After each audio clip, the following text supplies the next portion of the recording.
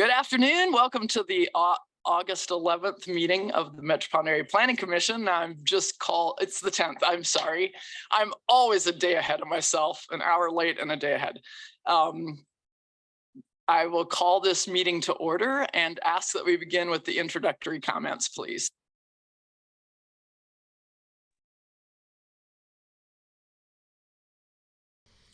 Before we begin the agenda, the Wichita-Sedgwick County Metropolitan Area Planning Commission and the Wichita-Sedgwick County Board of Zoning Appeals would like to take this opportunity to welcome everyone to this public hearing.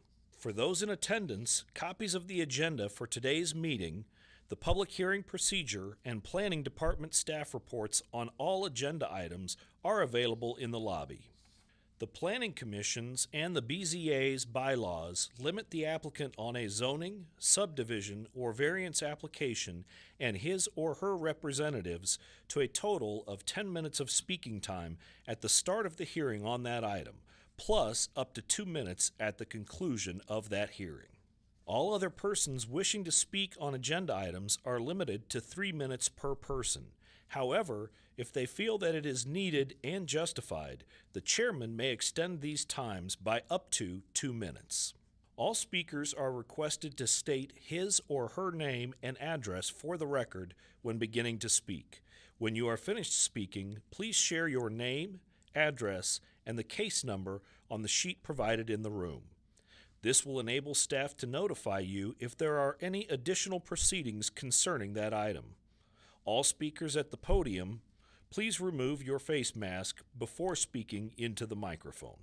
Please note that all written and visual materials you present to the Commission and the Board will be retained by the Secretary as part of the official record.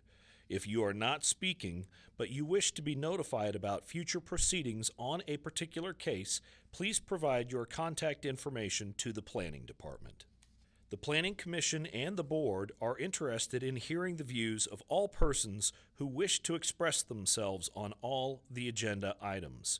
However, we ask that all speakers please be as courteous and concise as possible and avoid long repetitions of facts or opinions which have already been stated. For your information, the Wichita City Council has adopted a policy for all city zoning items. A copy of this policy is available from the planning staff. The City Council relies on a written record of the Planning Commission hearings and does not conduct its own additional public hearings on these items.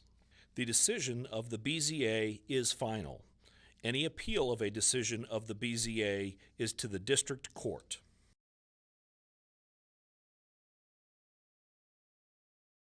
Thank you. Now I'd ask for a roll call of commissioners present, please. Certainly. Fox? Here. Dool? Here. McKay? Here. Green? Here. Bill Johnson is absent. Blick? Josh Blick? Blick is absent. Nix? Hugh Nix is absent. Foster? Here. Warren? Here. Joe Johnson? Here. Miles? Here. Hartman? Here. Aldridge? Here. Williams Bay? Here. I show 11 members present, 3 members absent. Thank you. You've all received minutes of the previous meeting dated July 27th, 2023. I show that Commissioners Dool, Blick, and Nix were absent for that meeting. Are there any corrections or changes to be noted? Move for Just approval. one minor correction, please, on page 24, and the last comment by me before the motion. Item B, I don't think it's our role to pushing. I don't think I said that. I think it was, I don't think that's our role to punish. If that one correction could be made, I think it would make more sense. Thank you. Any other corrections to note? Then I would call for a motion, please. So Move to moved. approve with that change? Commissioner Joe Johnson made a motion to approve with the change as identified. Cindy Miles, will you take the second? All in favor, please indicate by saying aye. Aye. Trying to minus those who can't vote. We have 3 abstentions. One abstention. Commissioner Duell. Okay, so motion passes 10-0-1. Thank you. Next, we will go through the agenda to identify any items that we can take on consent, meaning that we won't discuss them, but we'll determine if anyone wants to hear the case. So the first item on the agenda, get it back in front of me. Subdivision item 2023-00015 Falcon Falls, 2nd edition at Hillside and East 45th. Does any commissioner want to hear this case? Yes, please. Okay, we will hear Falcon Falls. Do we have the agent and applicant present? Thank you. There are no public hearing items today that are vacation items. Moving to the additional public hearing items. Case 4.1, conditional use 2023-00034. We've had a couple of changes since the materials were sent, so we will hear this case. Item 4.2, PUD 2023-02. I do really need to use these. 07, located quarter-mile west of West 135th Street and the south side of 21st. Does anyone in the commission want to hear this case? I have a question. Question for staff or Yeah, general? I just curious why it's even on the agenda. The subdivision has not seen this. I know it's been deferred. And the subdivision is looking at hearing this case on the 17th. So I'm just curious why it's on Philip, full body now. This is the zoning item to change the zoning on the land from SF20 or SF5 to PUD. I believe you were talking about the associated plat. The plat has been deferred, but the zoning item has not. Okay, thank you. Okay, thank you. Do you want to hear this then, Commissioner Aldrich? Is there anyone in chambers who wants to hear this case? Yes, okay. We will hear 4.2. Item 4.3, zoning 2023-00042, located at 3357 North Amadon Avenue. Is anybody on the commission who wants to hear this case? Is there anyone seeing none? Is there anyone in chambers who would like to hear this case? Is there anyone participating virtually who would like to hear this case? We're on item 4.3, zoning case 2023-00042. Hearing none, we will take that item on consent. Item 4.4, zoning case 2023-00043, located at May Avenue and Dodge Avenue, 1222 West May. Does anyone on the commission want to hear this case? I think we have to hear this case. Yes, we will hear this case. There will be no BZA today, no agenda items. So that brings us back to the beginning of our agenda, item 2.1. And we'll take the staff report, please. Approval on item 4.3. Second. From Commissioner Hartman, a second from Commissioner Green to approve item 4.3. Any discussion? All in favor, please indicate by saying aye. Aye. Any opposed, nay? Hearing none, motion passes 11-0. And now we'll hear you. Staff report, please. Point 1 is the Falcon Falls East 2nd edition.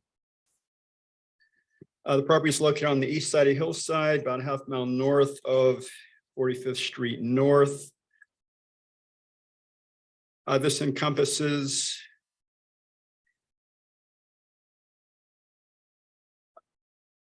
TF3 property, it's not shown on the zoning map, but the zone change was approved to TF3 in addition to multifamily shown in orange here.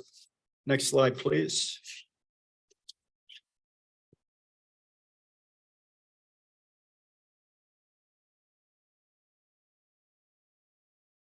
This plat is a replat of the Falcon Falls East addition. This includes the revised street layout. The original Falcon Falls East is shown here with cul-de-sacs extending to the east. The applicant met with Fire, who had recommended a loop system for better access, which will be shown on the plat. As you can see also on this aerial, there is some vacant property to the south.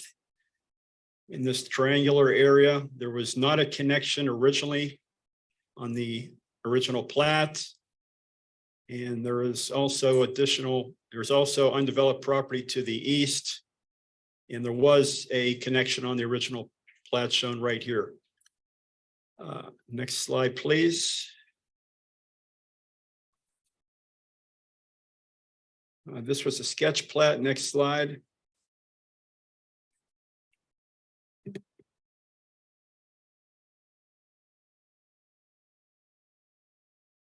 Okay, this is north portion of the one-step final plat.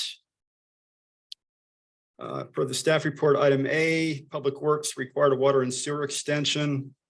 Drainage plan was approved by city stormwater per item C. And traffic, one opening along Hillside was requested by traffic engineering. Per item G, City Fire requested their standard 2 points of access for 30 units or more.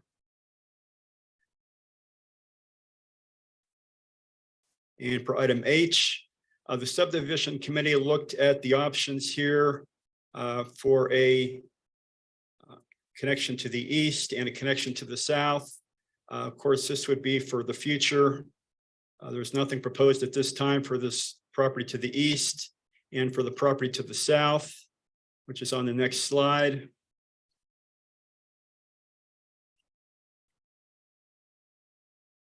This triangular piece down here is owned by the church that adjoins the site to the west. And there currently is not an agreement for access, but I know the applicant was working on that. Here's the right of way right here, which does not, the street right of way does not extend to this triangular piece. So again, this access to the south would just be a potential access for the future. Nothing is currently available. The subdivision committee looked at this, and the applicant at the meeting last week requested that the connection to the east be a contingent right of way. Stated per item H, this would be a 5 to 10 foot contingent dedication to the east within a reserve. That was approved by the subdivision committee, in addition to a full access to the south.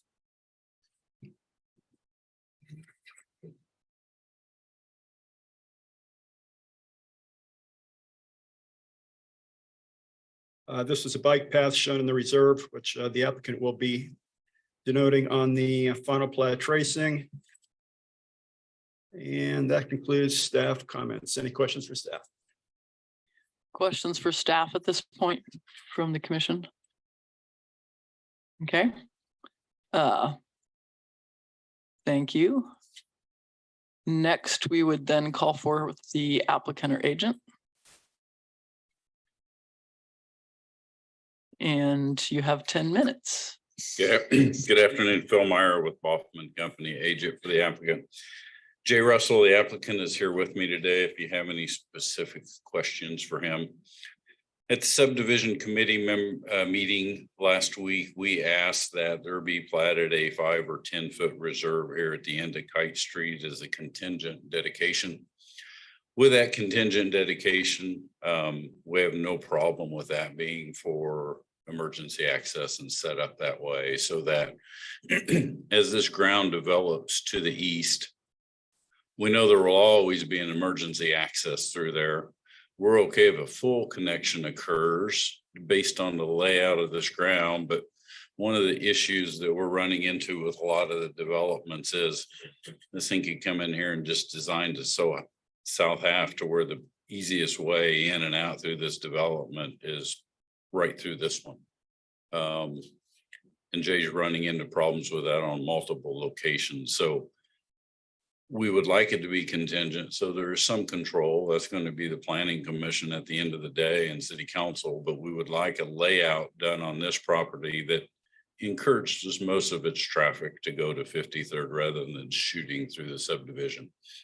I think my point to the planning commissioners is, even with this contingent reserve here, we will set that contingent reserve up for emergency access so that fire will always have its 2 points of access, which is one of the issues that the fire department had.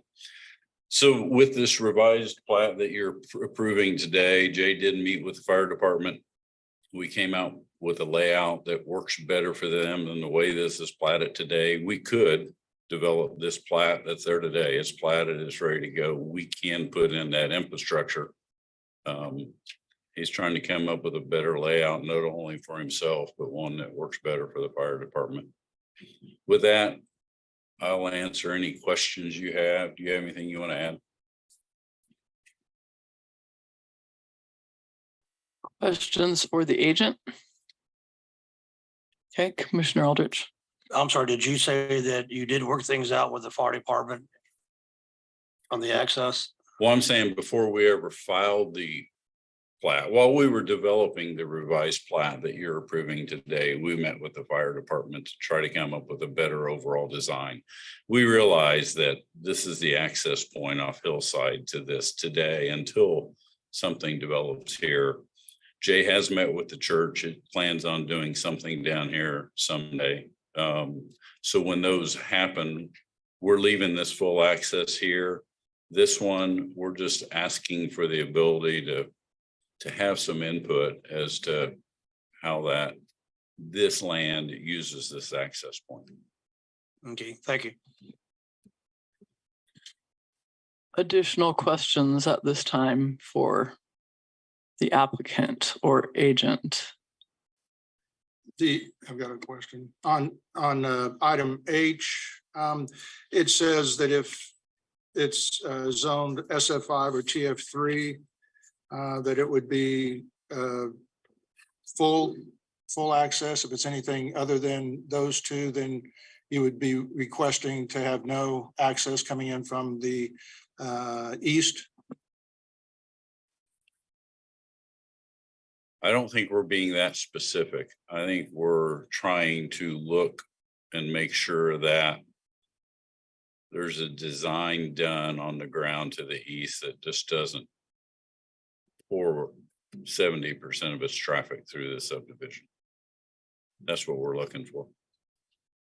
These are just, they're going to be city streets, right? They're not going to be private Correct. streets. This is all going to be, public streets. So They're city streets. yeah, so there really shouldn't, I guess I don't understand why there would be the concern of having people from the east, driving through the west, or people from the west driving to the east.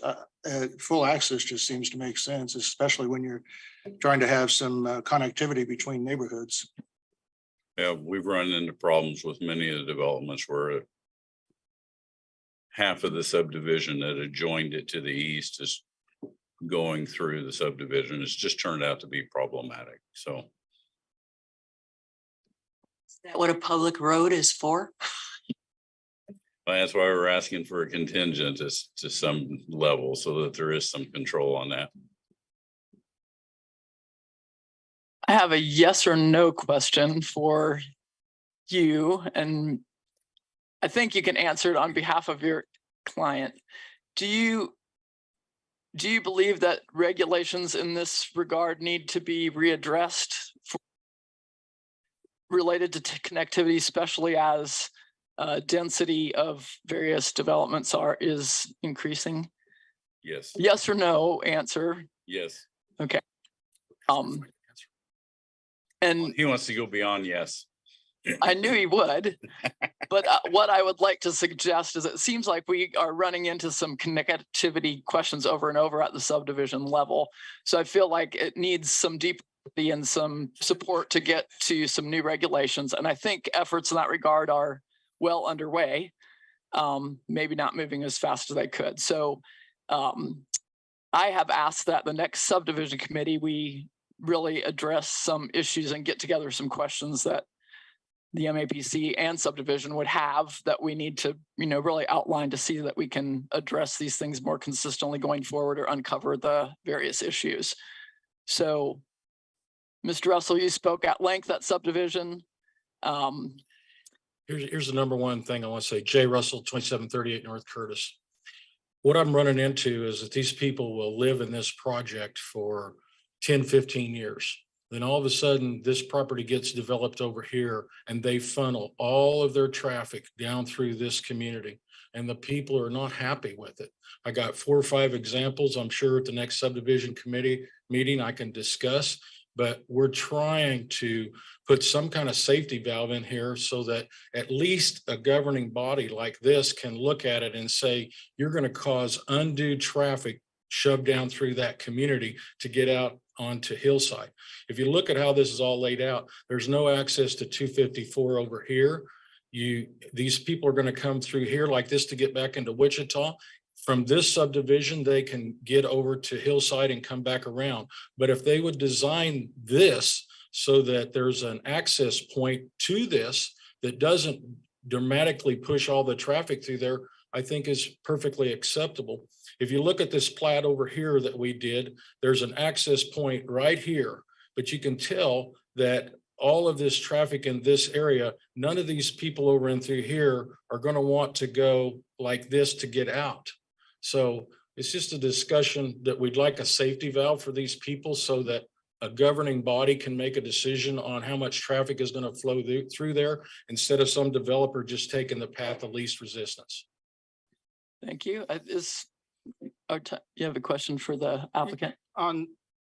So the subdivision to the east, they will have one point of access into their subdivision with a fire apparatus access road to the west and vice versa. Why not just make it a full access at that point so that both subdivisions, whether it's now or 10, 15 years down the road, have that second point of access that is so important to the safety of the people that live in those areas.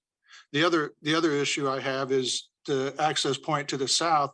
It goes to nowhere. It goes to a triangular piece of ground that's owned by the church. There's no access through there. So I'm not exactly sure what the full intent is here. A couple of answers for you. First of all, we knew as it's platted right now that we can develop the property, but we knew that with the amount of housing that was going to be in there, that the fire department would probably like a little different layout. So we met with them. We came up with the idea of this access point to the south. Now, the church intends to build a school on this piece of property, and ultimately they're going to need another access point also. So we felt like it was a good compromise and a benefit for them, as well as a benefit for the fire department. Now, going back to this one up here, I think it should be in there, but, and I think it should be full use, but how do I guarantee these people that they're not going to get all the traffic out of this subdivision shoved down their throat? It can be designed so that all this traffic is more directed to go back out their entryway. And I showed you the example over here. These layouts can be done so that all this traffic doesn't just flow down through these adjoining neighborhoods that have been there for 10 or 15 years. The people are livid about the amount of speed and traffic that goes through some of these subdivisions 15 years after they've been there. Do you have a way you guarantee your buyers when they live on the edge, when they look at a farm for 15 or 20 and 30 years and then it wants to develop? I mean, that's kind of what we all deal with, right? Yeah, It's that's, gonna change over time and, I'm not sure there's any solution to that. yeah, well, traffic too. People keep buying more cars or something. Anyway, Commissioner Foster. One point you made that you wanted the governing body to review. The governing body will review. That's the way it works. When the land to the east is developed, it will have to submit a plat, which will go through the subdivision committee and then go to MAPC and then be recommended to the governing body. So it's not like the governing body isn't reviewing it. It will, and it the same way it will review this one.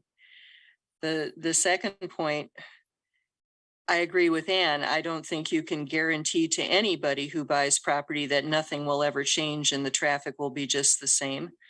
I'm sure you will get some complaints when the land to the east develops, but those will be complaints from exactly the same people who will be driving through the development to the east to get to 53rd Street when it's convenient for them. That's what roads do. And one of the purposes of the comprehensive plan and the whole platting process is to make sure that development not only works with existing traffic patterns, but also with future traffic patterns. The property to the east, in this case, between K254 highway to its east and the 53rd ramp onto K254 has only one narrow little access point onto 53rd. They're going to need a second point. The logical place to put it is here. I think the people who buy property along that road are going to have to be grown-ups and accept the fact that traffic is going to happen. That's not actually a question for you, but that's my comment on this. The issue that we've gotten into, including myself, I haven't paid a lot of attention over the last 10 years to these kind of issues.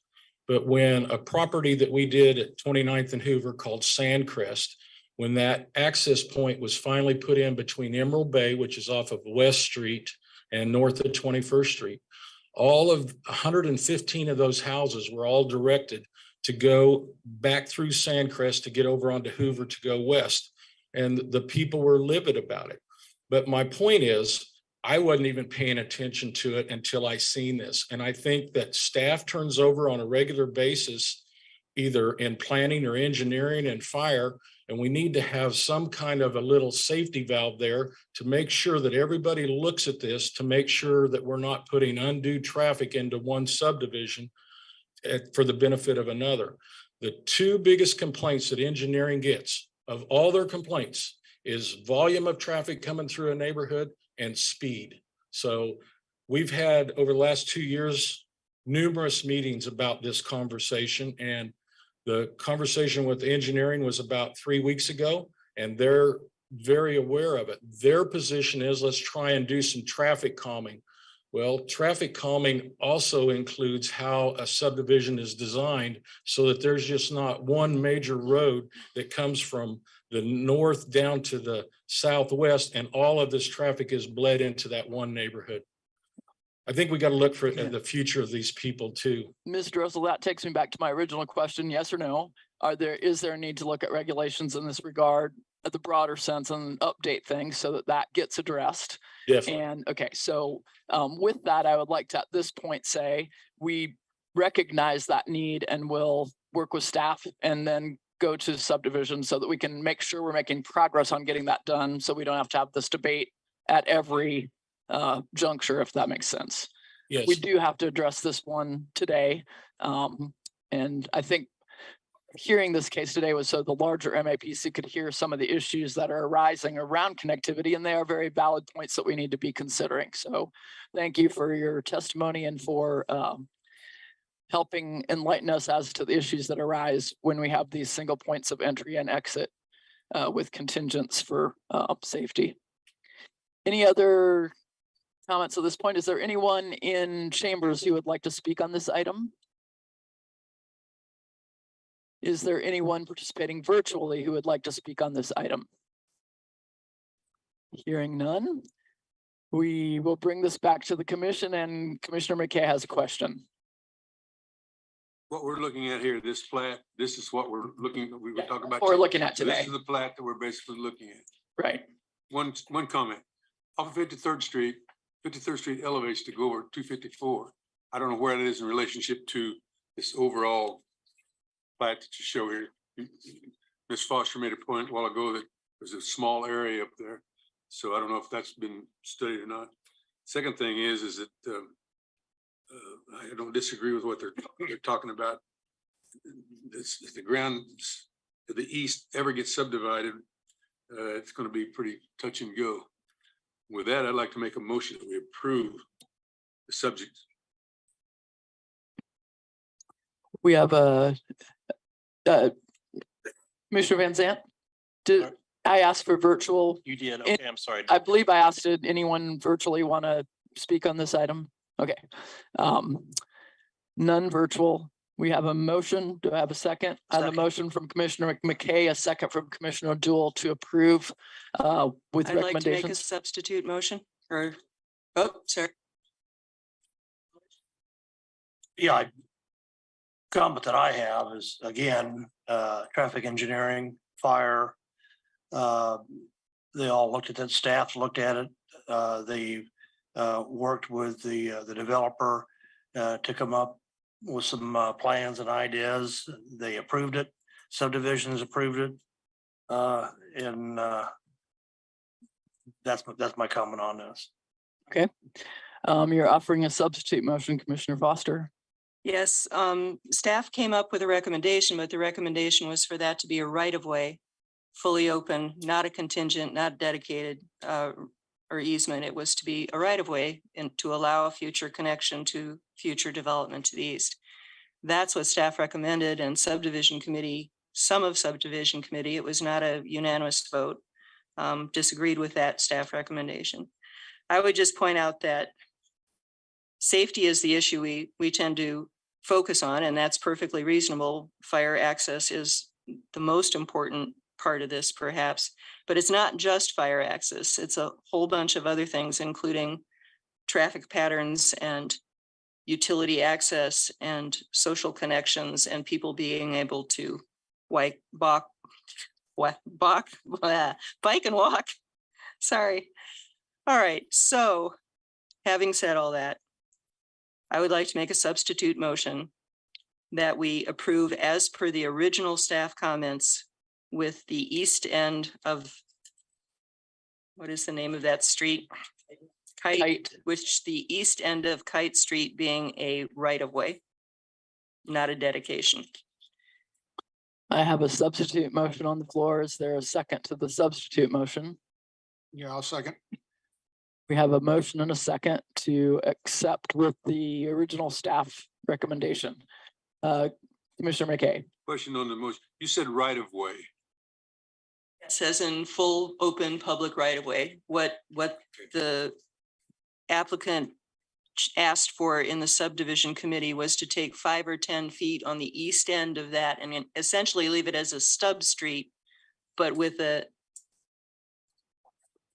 fire apparatus access only easement or dedication on the right end. I'm sorry, I'm losing the precise language.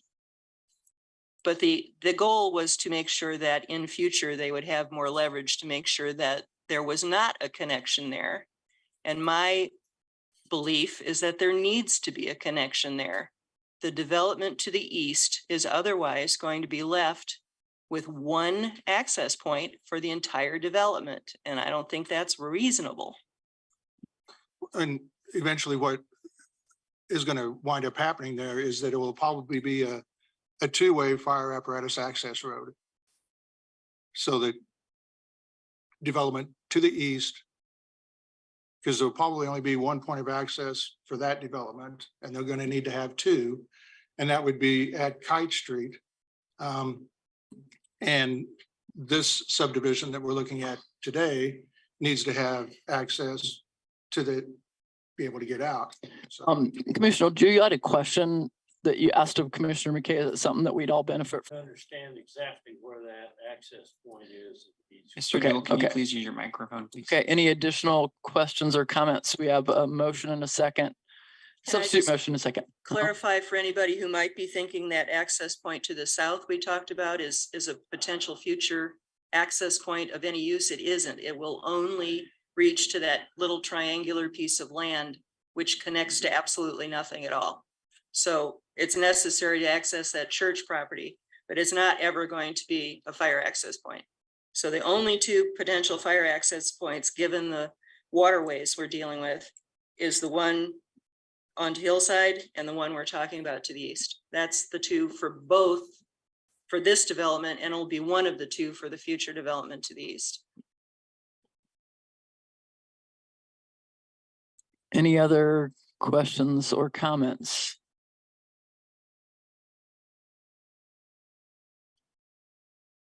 I got a comment. Okay. So the plat that we have in our deal here is not the right plat. It's that one. This is the new one? Yeah, and there's the connection there. Yeah. That's a correct plat. This little connection, but it.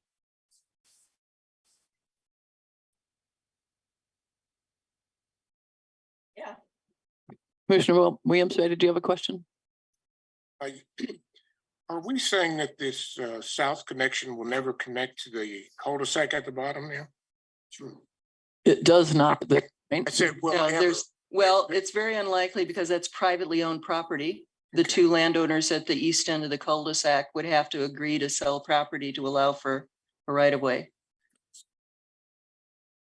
But wasn't the comment made that that very likely might happen in the near future, especially when they go to develop their school? The fire is going to request, probably request that they have that that connection there.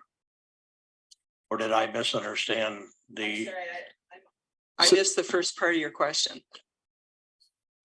I thought it was discussed that in the future, most likely, it probably would wind up making a connection on Vassar Avenue.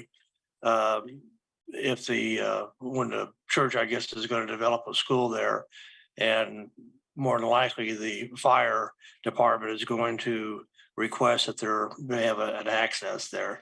So it sounds like that's going to be more logical that that's going to happen in the near future. I don't know that a timeline was identified, but there is a plan. Is that accurate? Who told us that? I believe it was the applicant. Phil, the applicant reported that the school, there is plans to develop a school. No timeline though, is that correct? No, that's fine. Just timeline on the school development. No, there is not Okay. a timeline, but that property would have to be platted Okay, and they would have to get 2 access points. to the way, yes. Hey, Phil, where do they get access now to that church property? So the church owns all of the ground, if we put the map back up, but they own all the lots south of the cul-de-sac road now and the unplatted triangle. So at some point, they own all of this and their church is here. If they plat this, they either got to plat all this together or they got to extend this road over to this piece. And that's something the planning commission can look at when they go through a platting process. Okay, thank you. Any other good questions? Okay, are we ready to roll call vote the substitute motion? Let's have a roll call vote. Okay, this is for the substitute motion. Fox, I'm gonna abstain because I had an ex parte conversation with WABA on this matter. So I'm gonna abstain from the vote today. Duel, No. McKay, No. Green, Yes. Bill Johnson is absent. Blick is absent. Nix is absent. Foster, I also had ex parte communications with WABA, but it was largely trying to schedule a meeting, which never got scheduled. Do I need to abstain? Even though I made the motion? No. No, Sorry, one second, Kirk Sponsel, Deputy County Counselor. I'll just bring up the bylaw information on when you have to abstain.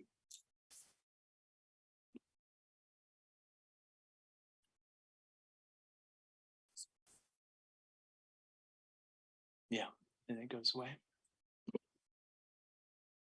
It says a member shall not participate or as a member or vote if the member of substantial interest in particular issues defined by state law, the member has expressed an individual opinion on the determination of a quasi judicial matter or otherwise expressed him or herself in a way that infers an opinion has been formed prior to the commission hearing.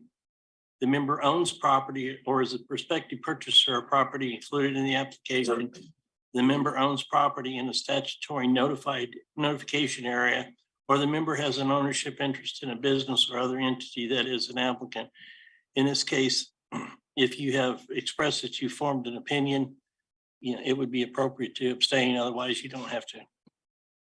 I do not think I formed an opinion. Right. I was approached for a meeting and the meeting has not been scheduled, so I'm still trying to operate by what we hear during these MAPC and subdivision committee meetings. All right, having said that, my vote on my substitute motion is yes. Warren, Yes. Joe Johnson, Yes. Miles, Yes. Hartman, No. Aldrich, No. Williams Bay. Yes.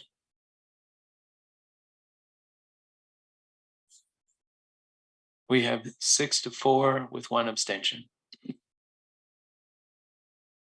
Motion passes 6-4 and 1 abstention.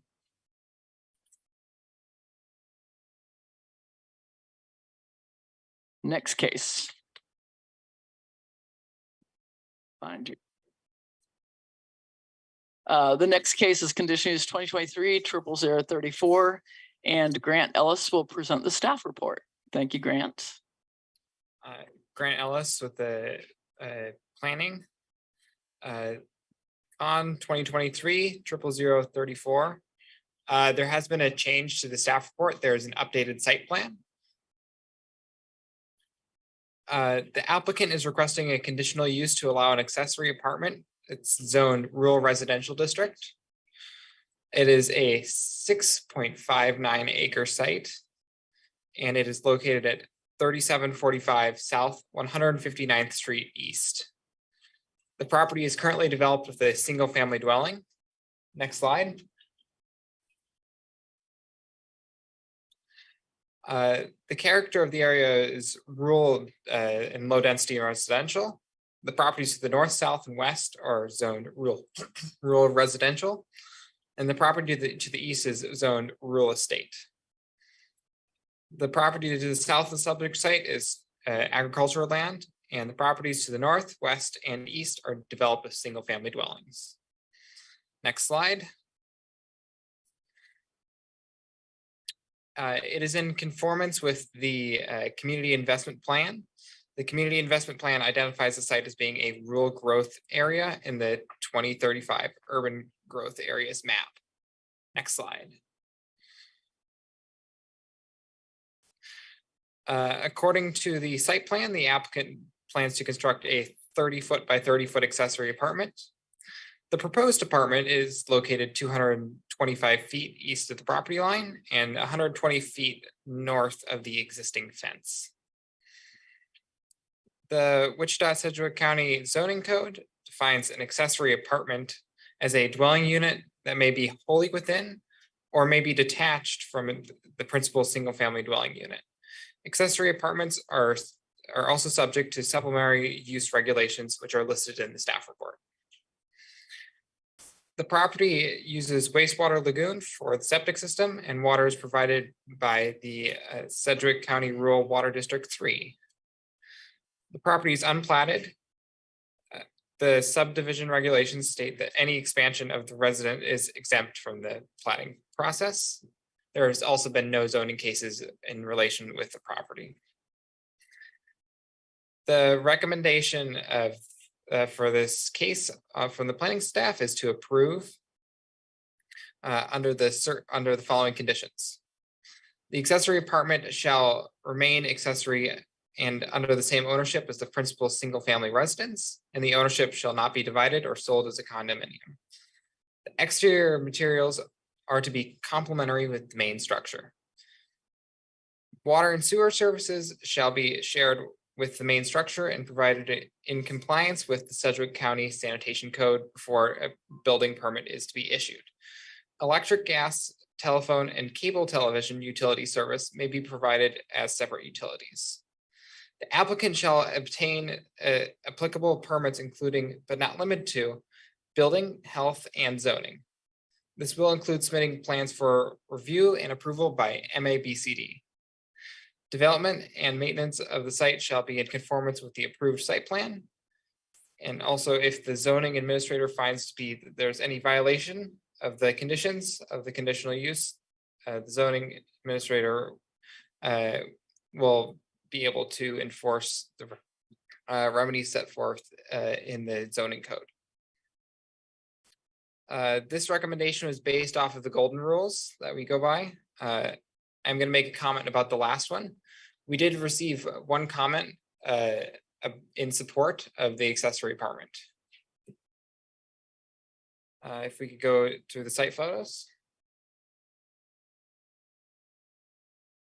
This is the property, just looking west towards the site.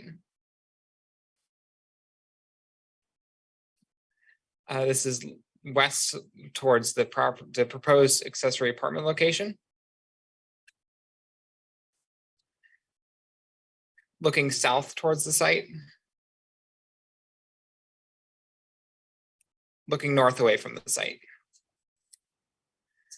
I can hear any questions if you have any. Questions from the commission for staff? Seeing none, we'd have the agent or applicant come forward. You have 10 minutes to tell us about your project. Madam Chairman, members of the Planning Commission, my name is Greg Ferris, reside at 144 South Bay Country Court in Wichita. Concur with staff comments, have no issues, be glad to answer any questions. Any You ever seen me questions? that short before? We haven't, Greg. It's a new side of you. It's incredible. Thank you. Any questions for the agent? Thank you. Hearing none. Oh, yes, Commissioner Duell. Can you tell me who is the applicant? Are you the applicant? No, I am not the applicant. Richard Smith, the owner of the property, is the applicant. His mother or father, I think it's his mother, is going to move in. It's one of his parents. He wanted to be able to take care of her, so he wanted to have it on his property. Thank you. Any other questions? Is there anyone in chambers who'd like to speak on this item? Seeing none, anyone virtually who would like to participate in this item? Hearing none, I'll bring it back to the commission. Motion approved. We have a motion. I will say I heard Cindy Miles as the second first. All in favor, please indicate by saying aye. Aye. Opposed, nay. Motion passes 11-1, and I want to compliment Grant, who is our summer intern, who did a fine job of presenting this case. Thanks, Grant. Moves us on to item 4.4. Philip? I believe you meant 4.2, but we'll take it. Yes, 4.2. Yes, item 4.2 is a zone change request in this city from single family SF5 to planned unit development to establish the YMCA Athletics Planned Unit Development PUD number 115. The property is located on the south side of West 21st Street North, within a quarter mile west of North 135th Street West. Before I get into the details of the staff report, this case was heard by the District Advisory Board for District 5 on Monday night. The recommendation of the District Advisory Board was to approve. However, they had 6 changes to the proposed PUD language. On your desk in front of you, you have the applicant's response to those changes, and you'll see that in some cases they are in agreement with the DAB recommendation. In other places, you're going to see that they have an alternative to the DAB recommendation. This PUD has a lot of different details through it.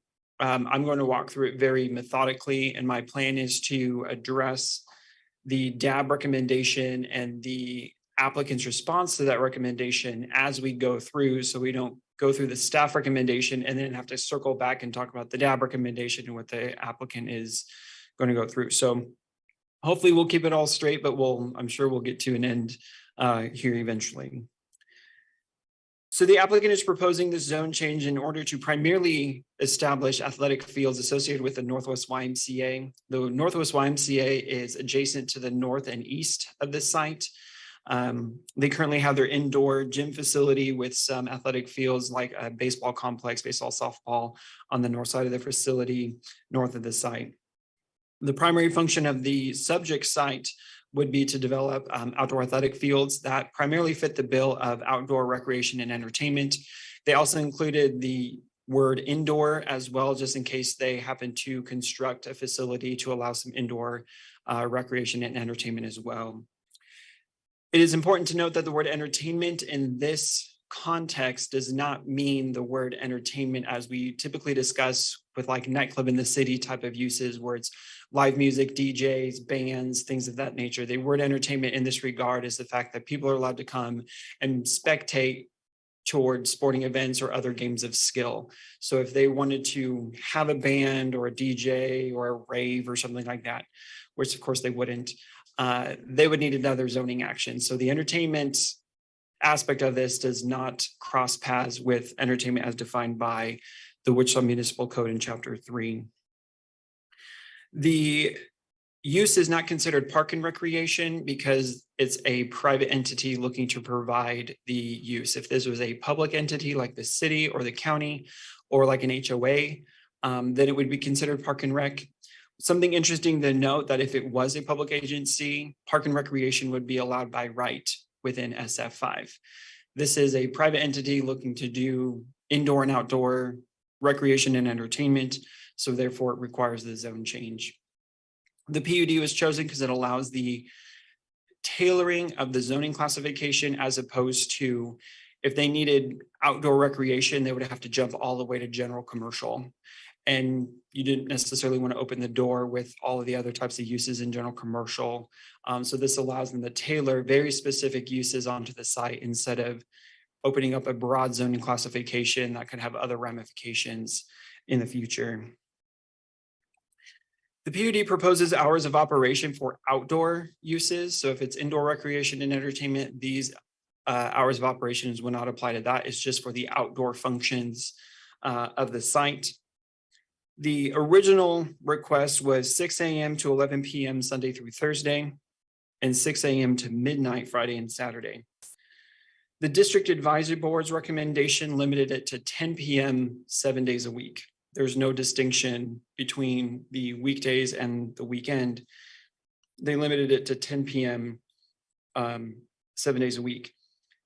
As you can see under the second paragraph of item 1 in your additional handout, the applicant's response to that was to accept 10 p.m. Sunday through Thursday, but they're suggesting 11 p.m. on Friday and Saturday. I will defer to the agent and applicant to expound on their reasons. Regarding noise compatibility, the Unified Zoning Code has specifics about noise compatibility regarding amplified music and the amplified voice. The original PUD recommendation was to have those in place except for amplified voice, with the understanding of they didn't necessarily want to blare a lot of music if there's like warm-up music for a game or something like that, with the understanding if there's like maybe an announcer or an enunciator for a sporting event or something like that, that voice might carry a little bit more. And so that was in essence the reason behind why they did not want to apply the noise compatibility to the amplified voice, but have it apply to the music. The DAB recommended that noise compatibility straight across the board just apply, not have a nuance between the two. The YMCA provided a more detailed explanation of that. I will let you read that and I'll let the agent expound upon the reasons for that, but there could be a difference there. The PUD, in an effort to possibly future-proof the zoning, knowing this is West 21st Street, it's going to become, in the next several decades, probably a very busy and very active corridor as the city and other uses go to the west. They wanted to provide opportunity for the other types of development should the athletic fields be redeveloped in the future. There's a couple different zones that we're going to talk about. The first zone is what are uses that are allowed on the entire site in addition to the recreation and entertainment. You have church and place of worship, community assembly, daycare general, library, parks and rec, school and or university or college, and agriculture. Except for daycare general, which would require a conditional use, I believe all of those uses are allowed in SF5 as it is right now. Daycare general would likely need a con. Usually it's associated with, some sort of other civic use like a church or a school or something that provides a daycare. The second zone we're going to talk about is the north 750 feet, which, for your information, on the western edge of this property, that dimension is approximately 800 feet on the west side. So the north 750 feet is approximately here. So in that zone, the PUD originally would have allowed office general, retail general, an ATM machine, event center in the city, personal care and personal improvement services, and teen club. Note about event center. An event center by itself is just a center that allows for events by appointment to where, like a wedding venue or something like that. But by this definition only, an event center in the city, it does not include alcohol and it does not include entertainment. So that's something to know, that those are not included in that definition. So all of those more higher intensity uses would be originally allowed within the north 750 feet. At DAB 5, their recommendation was to shrink that distance and allow and reduce office general and retail general to just the north 350 feet. So essentially you would have three different zones. The first 350 feet would allow office and retail. The next area that would get your total depth to 750, you would allow several of the other uses. And of course, then you'd have the rest of the uses that would be allowed on the rest of the site. The Y came back and is requesting that the only use restricted to the north 350 feet would be retail general, which would then allow office general to be allowed farther south on the site, but not on the entire site. We'll sparse through these as conversation continues. I know it's a lot of detail, but we'll work through it. Other uses that the Y is requesting be permitted on the site is farmers market in the city. It would be subject to the supplementary use regulations in the zoning code, except for item 5. And the purpose behind that exception is that prohibits private farmers markets from operating on the weekends. It only allows them to operate Monday through Friday. And so they're looking to have an exception to that supplementary use regulation in order to allow a farmer's market on Saturday if they wanted to include it as part of a community event or have it as part of one of their activities for the day. That would allow them to utilize their site for that. But all the other supplementary use regulations would apply. And the final use that they want to allow on the site is food trucks as an accessory use. Neither one of those items were under discussion at DAB. Everybody's been generally okay with how that language is written. Moving on to setbacks and building height. The PUD originally proposed a 25-foot setback along the north property line, a 20-foot building setback along the east property line, and a 60-foot setback on the west and south property line. The west and the south are the property lines that are the closest to residential uses. The property to the east is zoned residential, but it's developed as a church.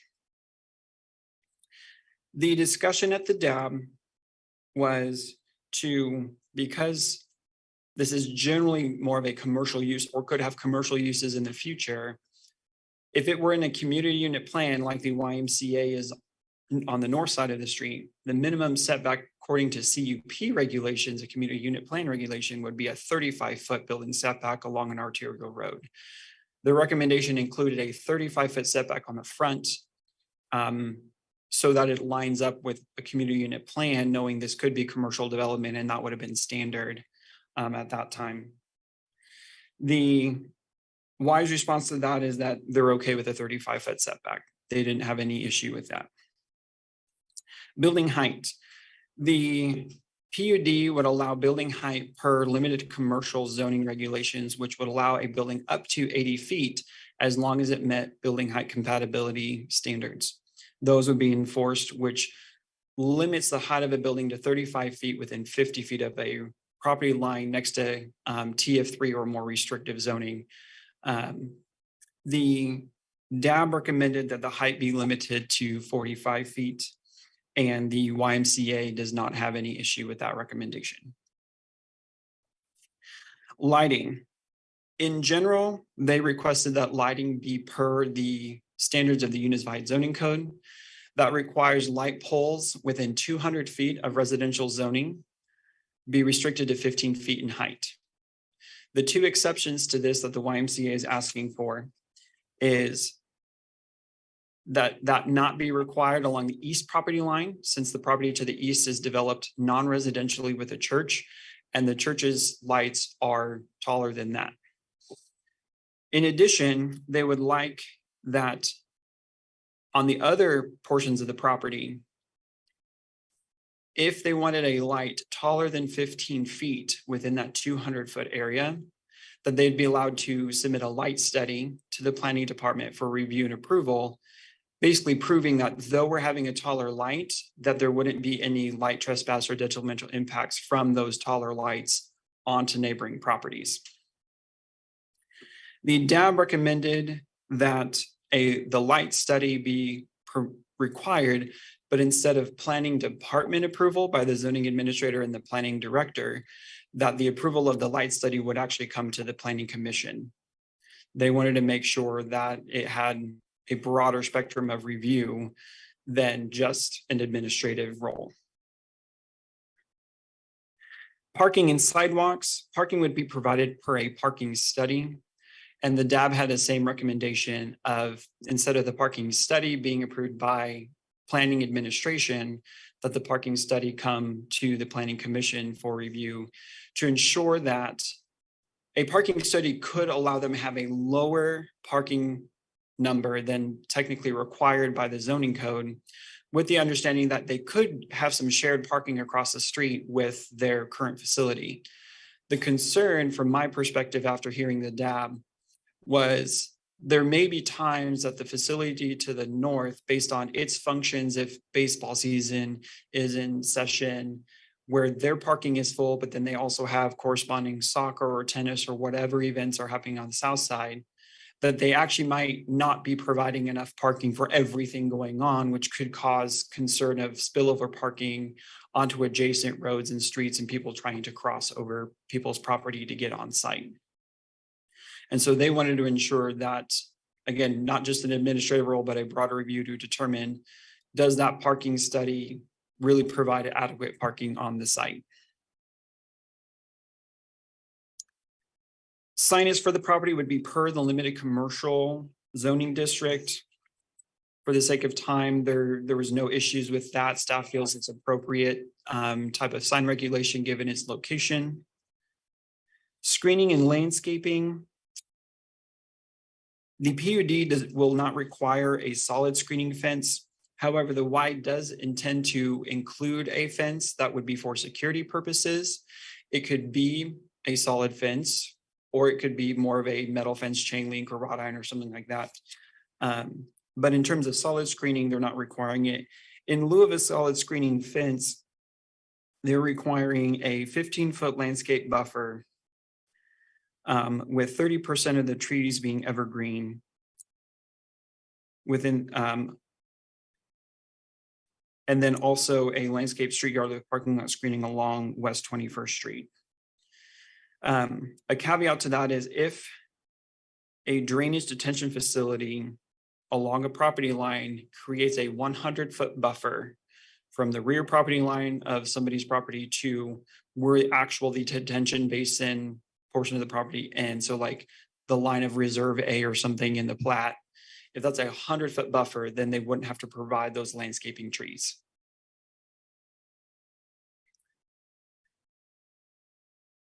The DAB was okay with that recommendation. They did not have any changes. That generally concludes the nuts and bolts of the PUD. I'll just go briefly over some of the other things in your staff report and we'll move on to discussion. The site would have access to West 21st Street. The language of the PUD requires access to the site from an arterial street only. And that was specifically placed in there to avoid concerns of possibly using Bellick Street, which is a stub street to the south, or a private road, which is Sunrise Street to the west. Excuse me.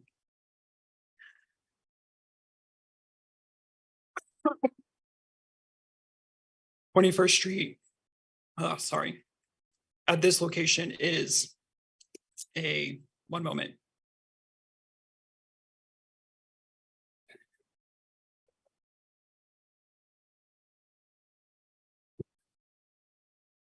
Even Superman has kryptonite.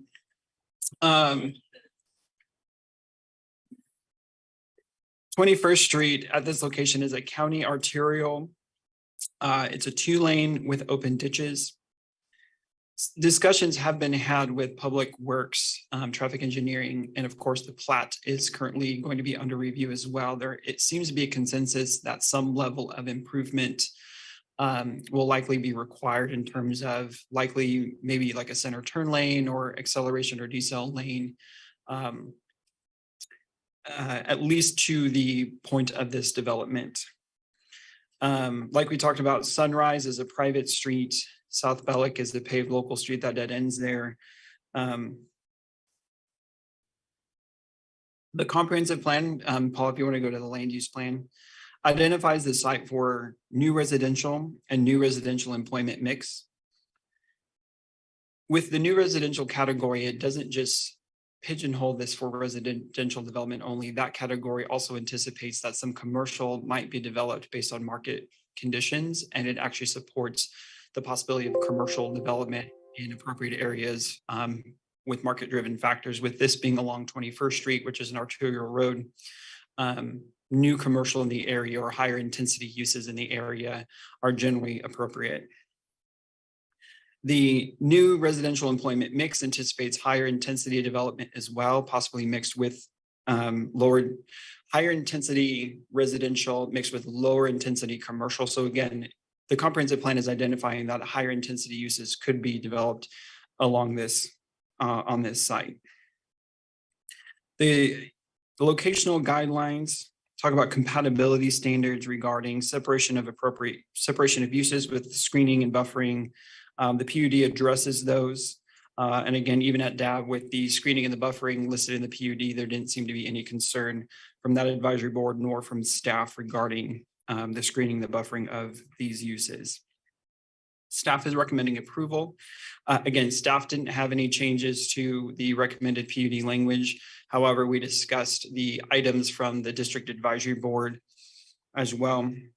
So in terms of the conditions of approval, there are the standard language of whatever the approved language is that has to be developed to that standard, and then providing staff what they need and recording the certificate with the Register of Deeds. Staff has received some public comment regarding this case with general concerns about noise, light pollution, traffic, pedestrian traffic through property, possible decrease in property values, and the like. You were given copies of those public comments.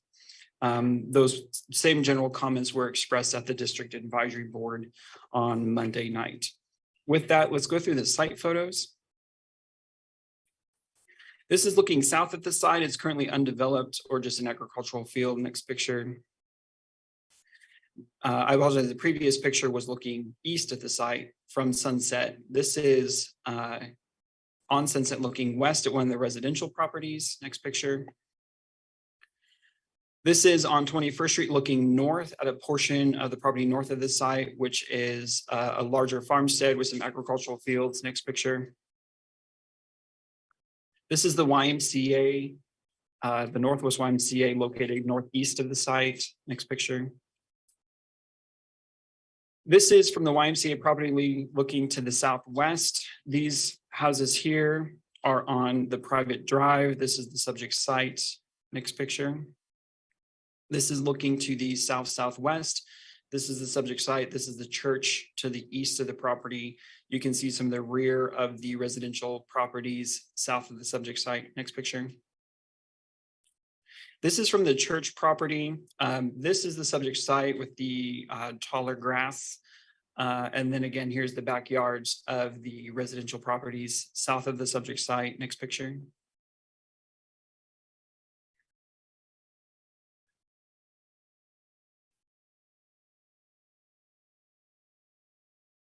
Like we're having some technical difficulties.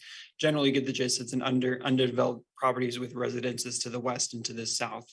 And with that, I will stand for any questions you have for staff. Questions for staff?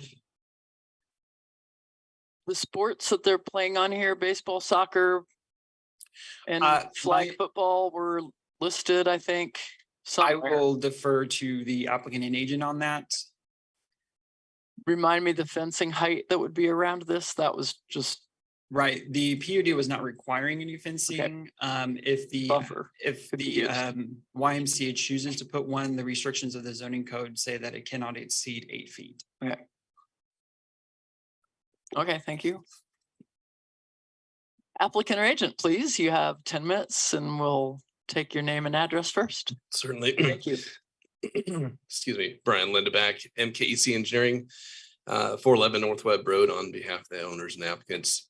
Good afternoon, and just go over a few summaries. Thank you, Philip, for the substantial and wonderful report there. It makes my job a little bit easier because it was so well done. Thank you.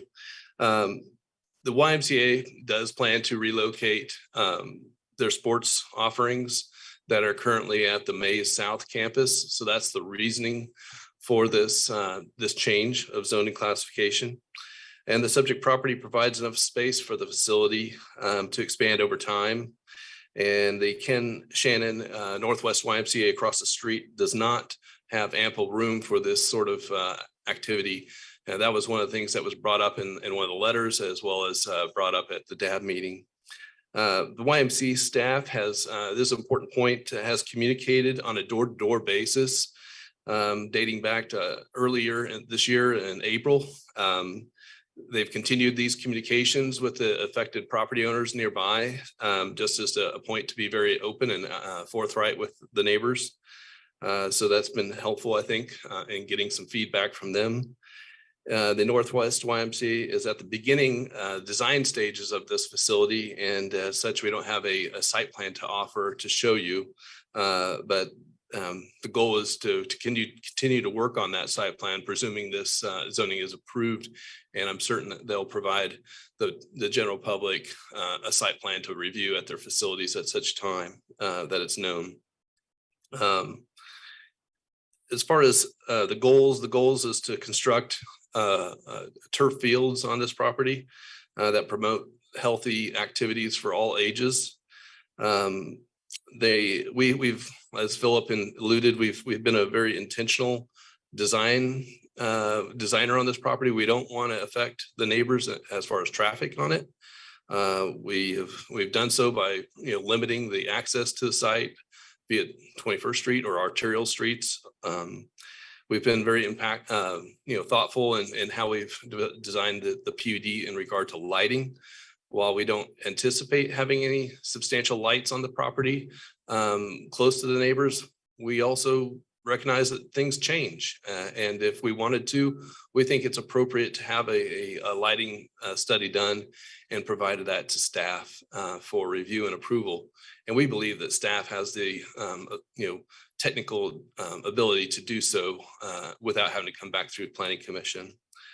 And then one of the other concerns that came up was, of course, people parking throughout the neighborhoods and then walking to the site. We've addressed that because we intend to have a fence on the property line, and that fence is going to be dual purpose, primarily for security for the site, but then also for removing the idea of people parking in the neighborhoods and walking or climbing fences to get to the site. The fences are going to be tall enough that people aren't going to want to climb over the fences. So 6 to 8 feet tall. And last on that regard is we've just been, I think, a good neighbor in regard to just reaching out and getting that input from others. One of the things that we did talk to the neighbors about, it was just the use of the land. Certainly, we also want to future-proof the property and allow for some retail uses. I'll pull up this little board here and show you some things there in just a jiff. But I think it's important to, everybody knows who the YMCA is, but it's good to reiterate. They continue to invest in our community, which is fabulous. I mean, a lot of companies don't do that. They are giving all ages and background the necessary resources to gain a healthy and long-lived life with habits that they can, take throughout their life. But I'm going to pull up this board that I have here.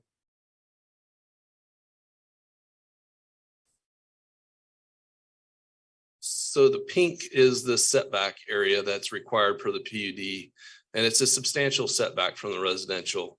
That's 60 feet. That was again, with that very intentional design that we don't want to have buildings or that close to the property line.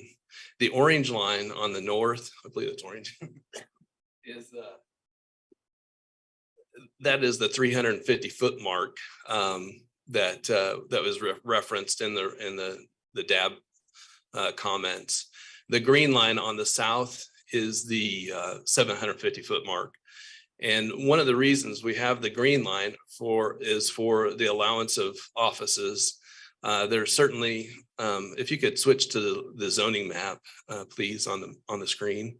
There's certainly other land uses in the area that was particularly like this green area that are dipping down into that area, if you will, and same with the St. Teresa Hospital that is into that area as well.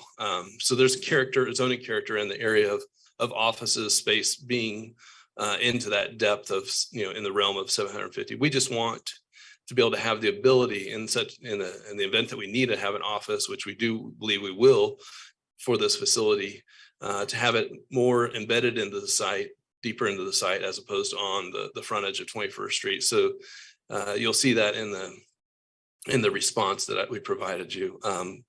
We would, of course, entertain the idea of approving per staff comments, but in the event that you did not choose to do that, we'd ask that you approve per our recommended motion here, effectively the items in blue on the attachment on your desk there.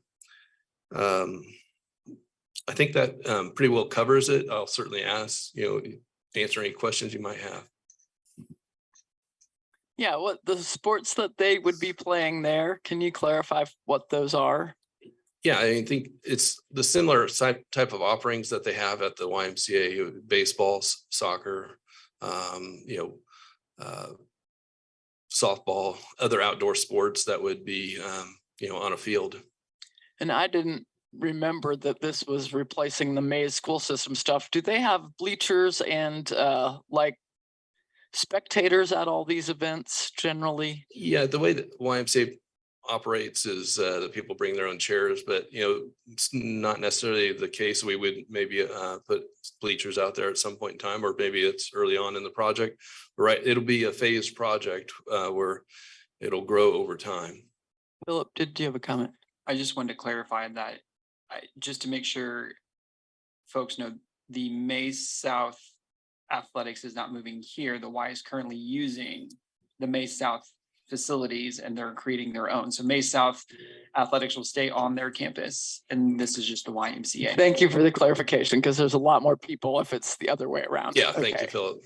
And then, I understand the parking concern about the neighbors south, certainly if there was connectivity to that neighborhood, but I would also be concerned about, I'm dropping my kid at the Y to play while I go watch the other kid at soccer, and the traffic walking across 21st would be scary as heck for when you think of the traffic on that street. Is there any plan to do a crosswalk, ask for a light or anything because of the connectedness of those two organizations? Sure, we've been looking at that as more of a planning item, and we've been considering options there. if the demand is there and if there's a need to make, if people are making those crossings, I don't know, that would be a day one sort of thing, but it would certainly be something.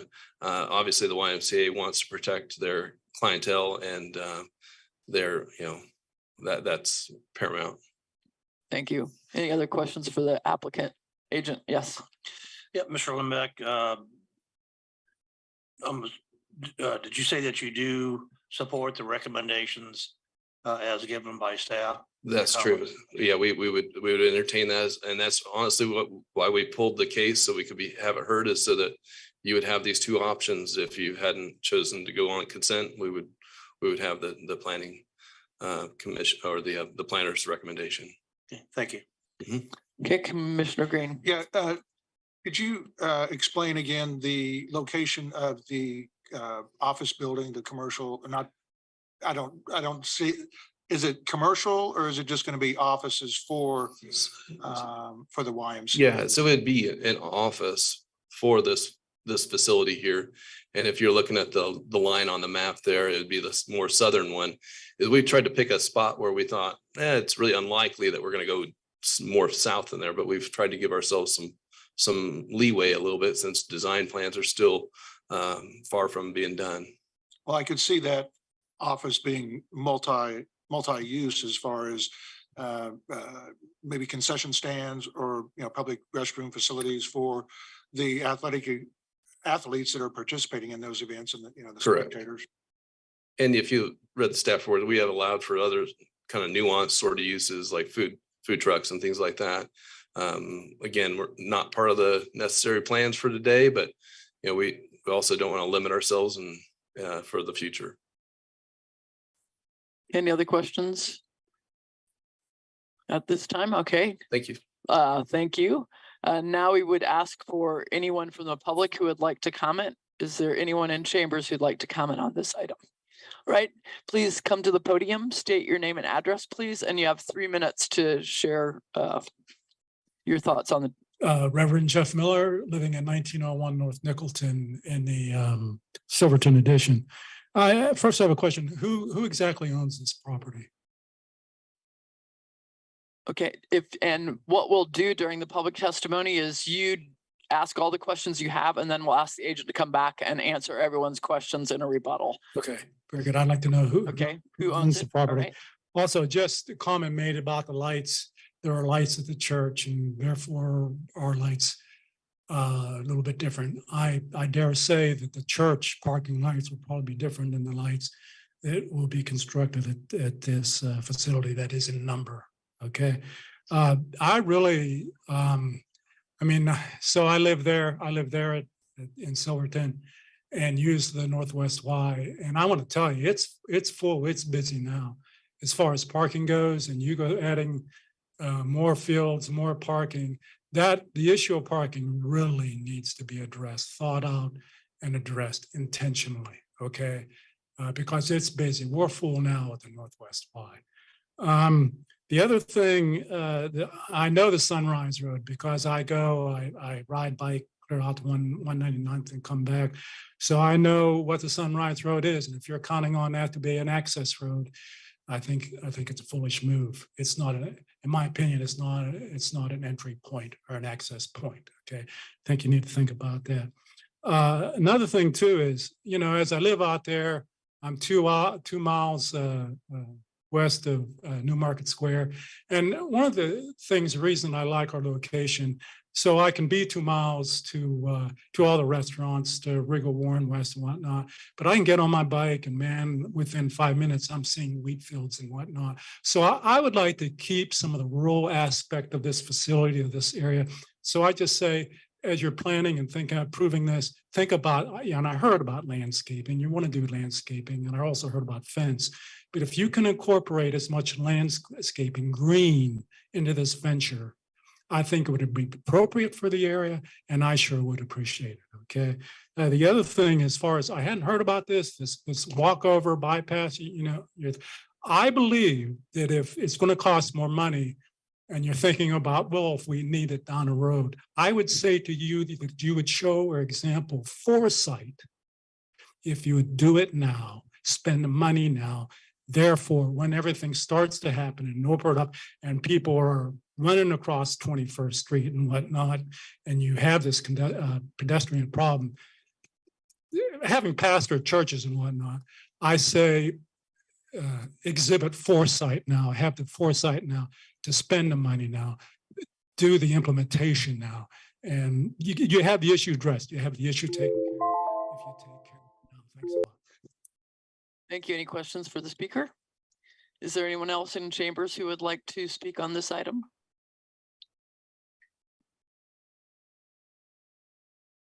If you speak in the microphone, please give your name and address, and you have 3 minutes, and that's so that people participating virtually can also hear you. Thank you. My name is Tamara Wise. I live at 2107 North Sunrise Avenue. I am the second house in from 21st, shown on the map.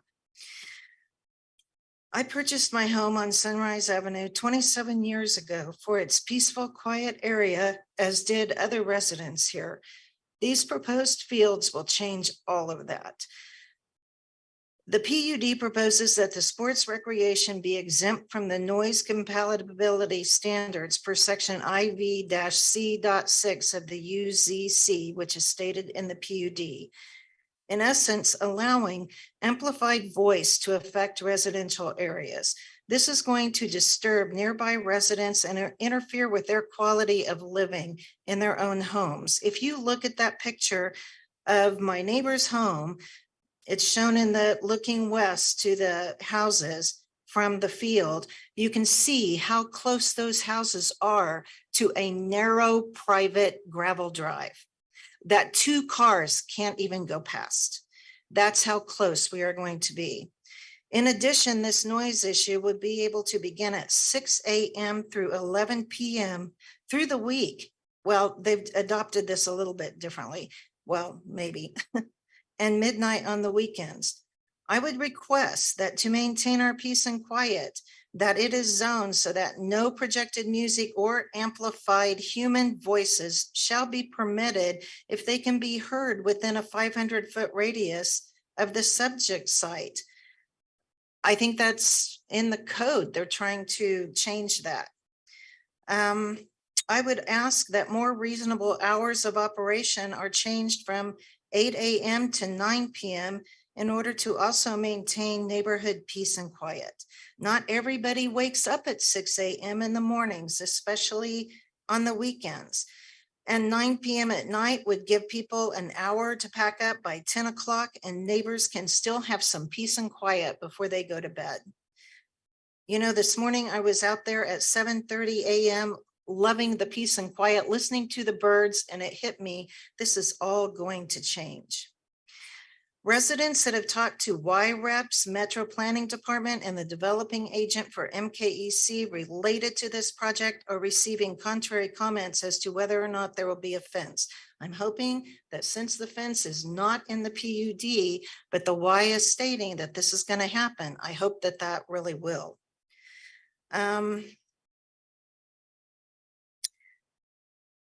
You have about 15 more seconds. So I'm not going to make okay. it. Okay. Most important issue that you have left to share. Well, the YMCA has property to their east, and if they are not using all of this property, as you can see, the 2/3 they were slating for commercial. So they only need that bottom part, the third. So they have plenty of room to their east that they could actually do these fields. Okay. Thank you for your comments. Any questions for the speaker? Seeing none, anyone else in the chambers who'd like to speak on this item? Anybody? Is there anyone participating virtually who would like to speak on this item? Yes, I would. All right, your name and address, please, and you have 3 minutes. Yep, my name is Alex Miller and I live at 1981 North Belloc Court. I think I share some of the similar concerns that everyone else has shared. Property value being the main one. Once the YMCA comes in, property values are going to tank. I live just south of the property that they're proposing, and we're not thrilled about lights being part of this. I kind of have a feeling that with the hours that they're requesting, that is probably going to be the case. And even with light studies, the light is still going to bleed no matter what. So I have a major concern there. And then for continuation of this, how do we go about getting information about what the next steps are for this? So I know the YMCA said that they're going to have plans that they'll present to the public. What does the timeline for that look like? And can they give any details sooner rather than later, so we don't have to be proactive and constantly pester them for more detail? That's the only thing I wanted to say. Appreciate it. Thank you. And just, we ask for your name and address when you speak so that you will then be included in communication on any further action on this case. So that's why we get that information from you. Any other persons participating virtually who would like to speak on this item? Hearing none, we'll have the agent come back, please, and respond to the concerns that have been expressed to this point. Yes, thank you. As to the pastors or the ministers, question about ownership, it's Great Plains United Methodist New Church Development. They're the owners of the property. He asked about the access to Sunrise. We've already stipulated there's no access to Sunrise, nor do we have the ability because it's a private road. As far as lights, we've talked about lights. A lighting plan is going to be presented in the sense that if it's needed beyond the realm of what's allowed on the PUD, that the professional staff here at the planning department will then look that over and work that out. The parking, we've talked about the parking. Similarly, that's another thing that would be worked out with staff. There's a lot of variables there. We want to make sure that we have that staff's input on that. That's why we've put that in there. As to Ms. Wise's concerns of hours of operation, I would just point out that across the street at the YMCA facility here, that they open at 4:30 in the morning. And so 6 o'clock is a departure from that. And that's of course for outdoor uses at 6 o'clock. And as far as the timeline of development regarding Mr. Miller's comments, certainly the project is still unfolding. This is just the very first step, is getting entitlement for zoning. Next step would be platting and certainly site design. But I'm certain they'll be excited to share with the community what their plans are as soon as those plans become available. Okay, any additional questions while our agent is at the podium from commission? Right, thank you. Thank you. We'll bring this now back to the commission for discussion. Commissioner Aldrich. I'd like to make a motion to approve for staff comments and recommendations. I'd like to second with one small correction. If we're talking about approving for the blue items on the handout we got, which is the YMC response to the DAB comments, the last line of item 1, it says 6 a.m. to 11 a.m. for Friday and Saturday hours. I assume that's supposed to be 11 p.m. I just want to make sure that's corrected. And are we including, Mr. Aldrich, the DAB comments as part of this, or the DAB response? No, my motion was for staff comments and recommendations. Okay, so not these. The staff So recommended PUD language is the attachment in the staff report. The additional attachment was the DAB recommendation and the applicant's response. None of these are technically endorsed by staff. All right, thank you for clarifying for me. So we have a motion on the table. Are you I am not seconding, no. Okay, we have a motion to accept per staff comments. A second from Commissioner Green. Discussion. I think there is some value in adjusting the operating hours in particular to respond to the DAB's concerns. Midnight seems to me a little excessive for people who actually went to sleep in the neighborhood. I live a half mile from the new baseball stadium of the city. And believe me, you can hear it. Any other comments, Commissioner Warren? Just question. So the motion is for the original, the very original staff report Correct, before the DAP take a look at it. correct. I wouldn't be in favor of that. Okay, any other? I guess I will make a substitute motion then. Well, before Can you we do do that, that? Commissioner Aldrich? before you do that, I don't have a problem amending my my original motion to include the time change from in blue. I'll give it on a response. So you're going from 12 to 11? Is that Pardon what me? you're changing from 12 o'clock to 11 o'clock? Yes, sir. And I would agree with that Okay, change. and that's the as- only, As the second of the motion. okay. Amended motion and amended second. Commissioner Green, you had, or Commissioner Warren, you had a comment? Okay, is that incorporating all of these adjustments made from the DAP? Only the time adjustment is in the original motion or in the amended motion and second.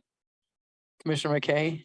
So the amendment is the part that's in the blue, because what you're talking about, they're talking about from 6 to 10 is in the blue, and then certain days of the week, and then 6 to 11 certain days of the week. Is that what you're talking about? Just that Yes. one item, none of the other items. That's all I'm talking about, just that one item. Just the time change. And you are intending the by the days of the week variation. Yes, that's the response in blue. 6 to 10's So, well, okay. It's getting more confused. Okay. As I understand everybody's motions, we're talking about doing it per staff comments with the exception that the operating hours would now be 6 AM to 10 PM Sunday through Thursday and 6 AM to 11 PM Friday and Saturday. Correct. Correct. Okay, that's the motion and that's the second. Any other discussion? The reason why I seconded that and am hesitant on agreeing with some of these other, specifically the lighting and parking studies, I think I don't see this body being the one that would have a keen insight on the lighting and how that may or may not affect local or the adjacent neighborhoods, along with the parking. I think that staff is obviously a lot more qualified in making those kinds of determinations. And just as a general point of interest, the purpose of this board is to determine the use of the land and the appropriateness of the use of the land for this purpose. The platting step will go through many of the details about traffic, parking, lighting, and et cetera. Okay, any other comments from the commission? We want a roll call vote on this? No, okay, all in favor of the motion on the table indicate by saying aye. Aye. Aye. Any opposed? One, okay. Motion passes 10-0, 10-1. Thank you. Thank you. Thank you for your testimony. This is Joe. Yes, Because of our firm's close association with the YMCA, I need to abstain. okay. So that's a clarification on the vote would be 9 in favor, one opposed, and 1 abstention. Thank you, Joe, for speaking up on that. You're welcome. Oh, I don't like that, but yeah, that's the record. Okay. Thank you.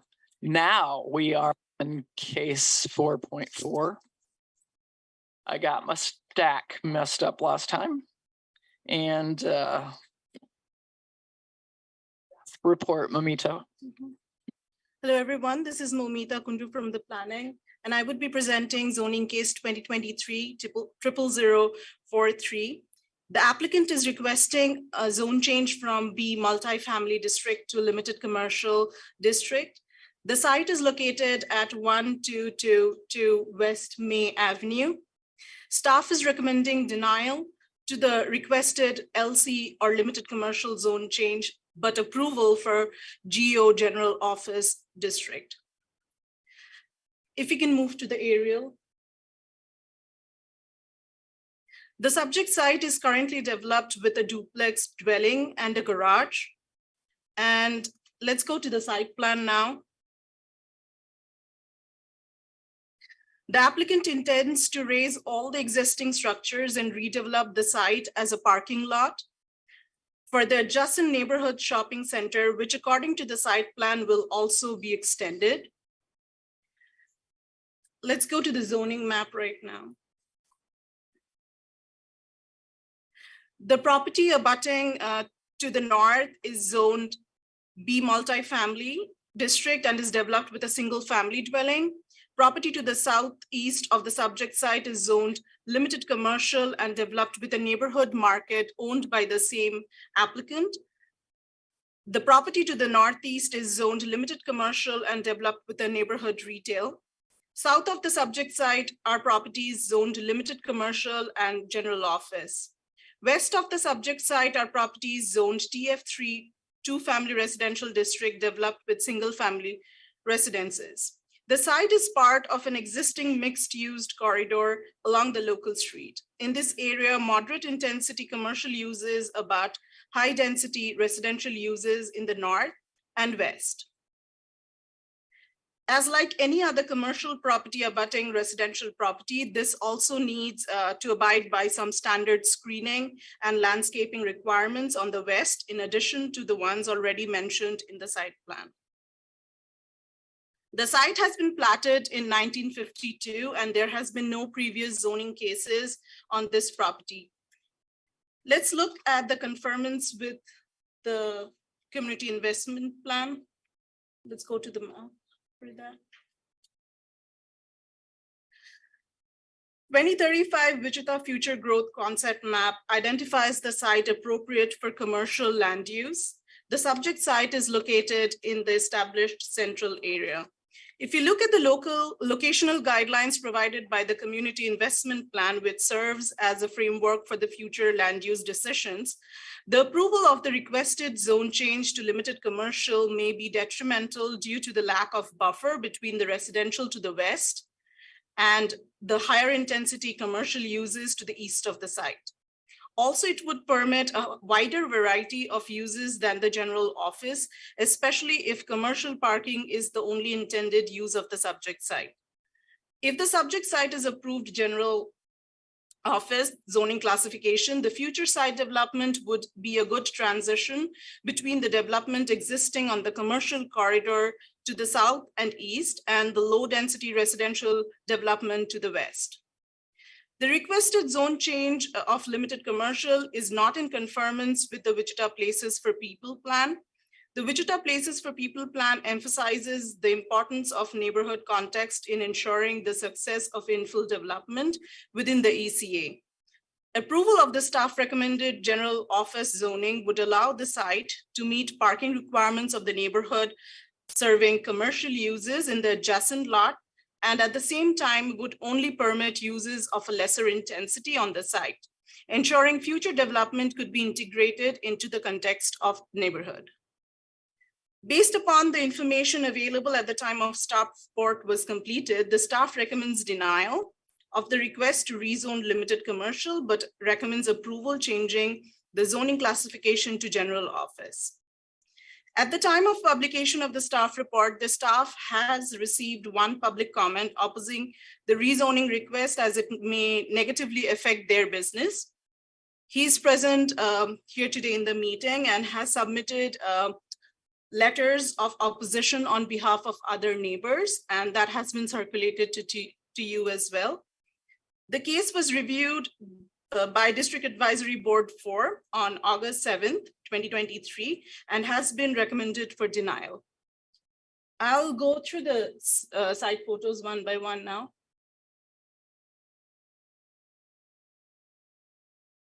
So this is looking towards the site from the south. You can see the duplex here. Next. This is looking south away from the site. Next. Single family dwellings west of the site. Next. Looking towards the site from the east. Next. Looking towards the site from the north. Next. Looking away from the site from the north. Next. Retail offices developed south of the site along the West May Avenue. And with that, I will stand for any questions. Questions? Clarification, you have some questions, Commissioner McKay? My only question is, in B, multifamily, can you utilize that as parking? In the B multifamily, you can have ancillary parking with a conditional use permit. Thank you. Other questions at this time? Thank you, Mamita. Will the applicant or agent please come forward to explain the project, and you have 10 minutes. Kirk Miller, K.E. Miller Engineering. I'm the agent. As you can see from the site plan, there's an existing structure and they want to add on to it. And it's going to be a market, neighborhood market type of thing. And they need the parking. And that's what this is all about, is to get them parking for that use that they have. And, you know, we went to DAB with it earlier this week, and it was the use of B1 for auxiliary parking was misrepresented as it was a actual use as opposed to a conditional use. So if we did it as a conditional use on B1, we'd still be back up here. But we're fine with going with GO because all we're looking for is parking. Okay. And so with the denial of limited commercial and the approval of general office, you accept all staff comments? Right. What maybe in the far future, west of the proposed addition, at some point they may want to add on there, but then they don't have enough parking. If they do, so they'd have to find additional parking.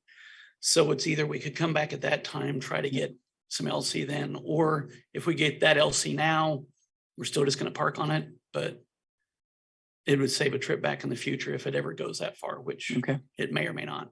Okay, thank you. Any other questions for the applicant, Commissioner Foster? You say neighborhood market, does that include, is that like a small grocery store? Is that what we're talking about? Right. All right, thank you. Okay, very good. No gas. No gas. Okay. All right. All right. Yeah, no gas depending on whether you're getting the beans in the can, right? All right. Is there anyone in chambers who'd like to, thank you. Is there anyone in chambers who'd like to speak on this item? I'm from Colwich, I know. My political correctness is sometimes lacking. Thank you for bringing public testimony. Will you state your name and address, please? And you have 3 minutes. My name is Dave Crockett. I'm an attorney here in Wichita, and I represent Mr. and Mrs. Baker, who own the frontage on Seneca, which is zoned light commercial.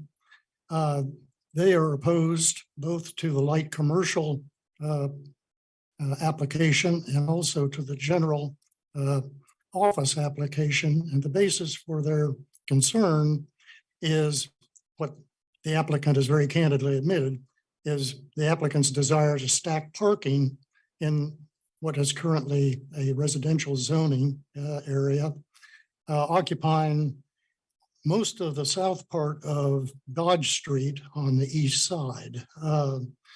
And the proposed addition, the building as it's marked here, it shows that it would be used as a tortilla factory and it will be used as a bakery. Now we learn that it's going to be used as a grocery store. And we oppose these because they're not consistent with general office. The purpose of general office zoning, according to the code, is to promote office use, not retail use. So by shying off a light commercial and saying, gee, we'll take GO because we'll get to stack our parking in, I don't think that should fly. So we are opposed to any zoning change in this matter. And thank you for your attention. I'd be happy to answer any questions. Any questions for the speaker? And this, you're representing the owners of the business that are like behind, I want to say north or south, is it, but it's They're behind. directly east of this. East, okay. They East. face Seneca. Okay. And what's the nature of that operation? It's a small strip center. It contains 3 or 4 tenants. And it's consistent with light commercial zoning. Okay, thank you. Any other questions for the speaker? Thank you. Okay, thank you. Is there anyone else in chambers who would like to speak on this item? Is there anyone participating virtually who would like to speak on this item? Then we'd have the applicant return for any rebuttal.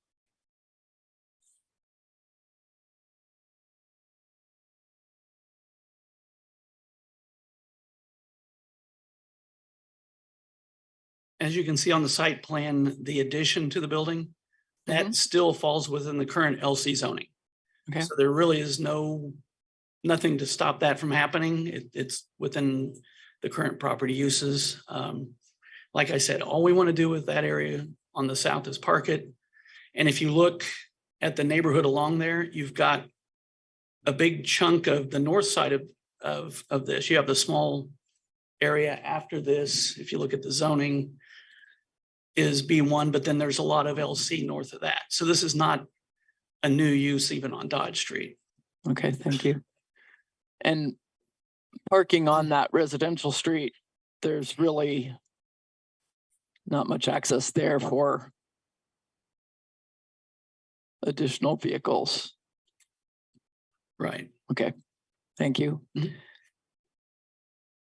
Commissioners, what's your pleasure? Commissioner Foster?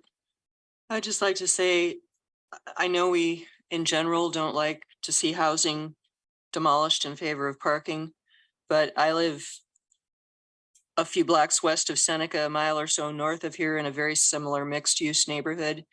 And our little Brahms Marketplace grocery store is incredibly important to the quality of life. Those of us who live near the city are a long way from those big box grocery stores out in the burbs. So being able to have this sort of resource, I think, is important to this sort of neighborhood. I don't know if anybody else has any comments, but if not, I would make a motion. I have a comment. We got 7 of the neighbors here. It looks like they're speaking in opposition. I think we ought to at least consider those neighbors that live right there on what they think about it. And again, you have 7 different signatures right here that are opposing this.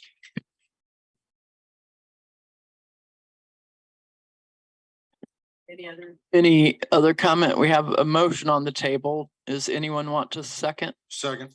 I don't know that I really clarified the motion, but I moved to approve per staff comments. Move to motion to approve with the staff. GO zoning. Motion to approve denial of limited commercial, approval of general office. So we have a second per staff comments. We have a second. The discussion is we do have some residential persons nearby who did write in letters of opposition. Any other discussion on the matter? I'd like to make a substitute motion. Okay, I have a substitute motion.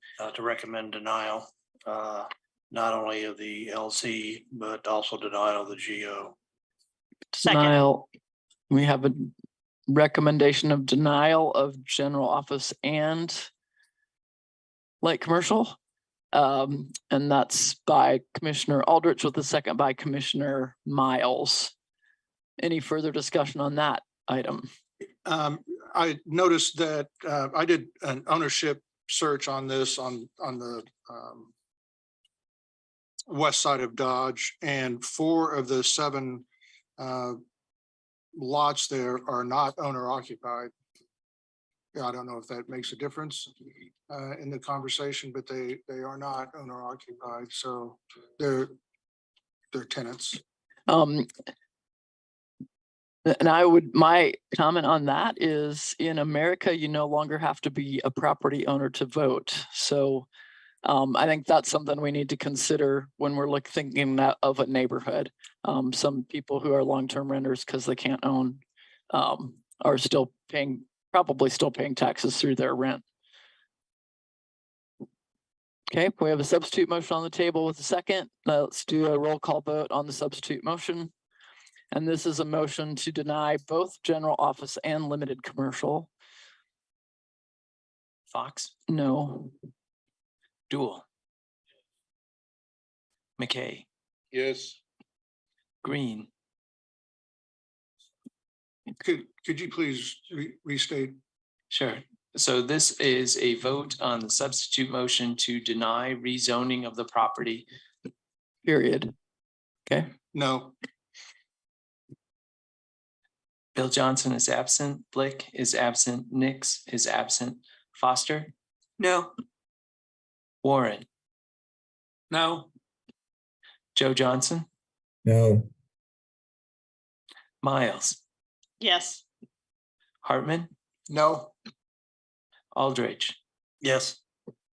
Williams Bay. Yes. 6-5. Motion fails by one. So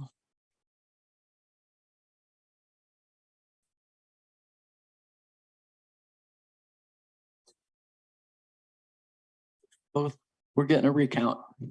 So the yay votes to deny was 5, the no votes to deny was 6, so it failed.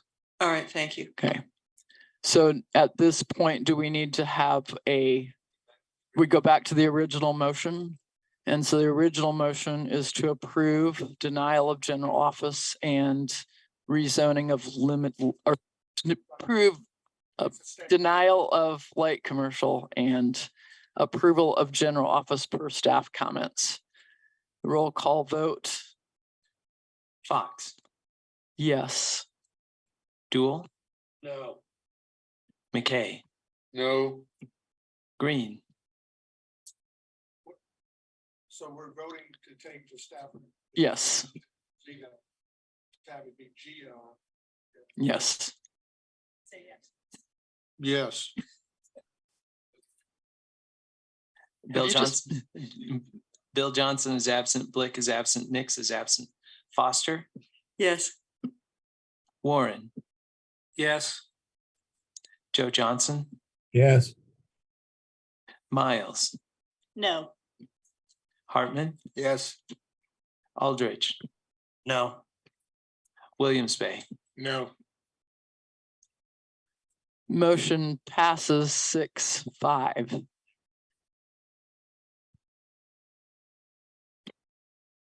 For your testimony. And our next item on the agenda is a CIP presentation. Mamito, you want to tell us what we're going to hear? Hello again, this is Momita Kundu from Planning. Today, you'll be hearing information about the City of Wichita Community Investment Plan 2024-2033, which totals about $2.63 billion over the period of 10 years. Mr. Mark Manning, the Finance Director, is here today to share this with you and answer any of your questions. Mr. Manning, over to you. Thank you, Mamito, and thank you for Mr. Manning for being with us today. Well, thank you very much for having me. It's my pleasure to be able to present to such an esteemed group. I presented to a few of you about a month ago, the Advanced Plan Subcommittee, and so it's my pleasure to be here today in front of the entire committee. So today I want to present to you the City of Wichita's proposed capital improvement program, which of course is a 10-year program.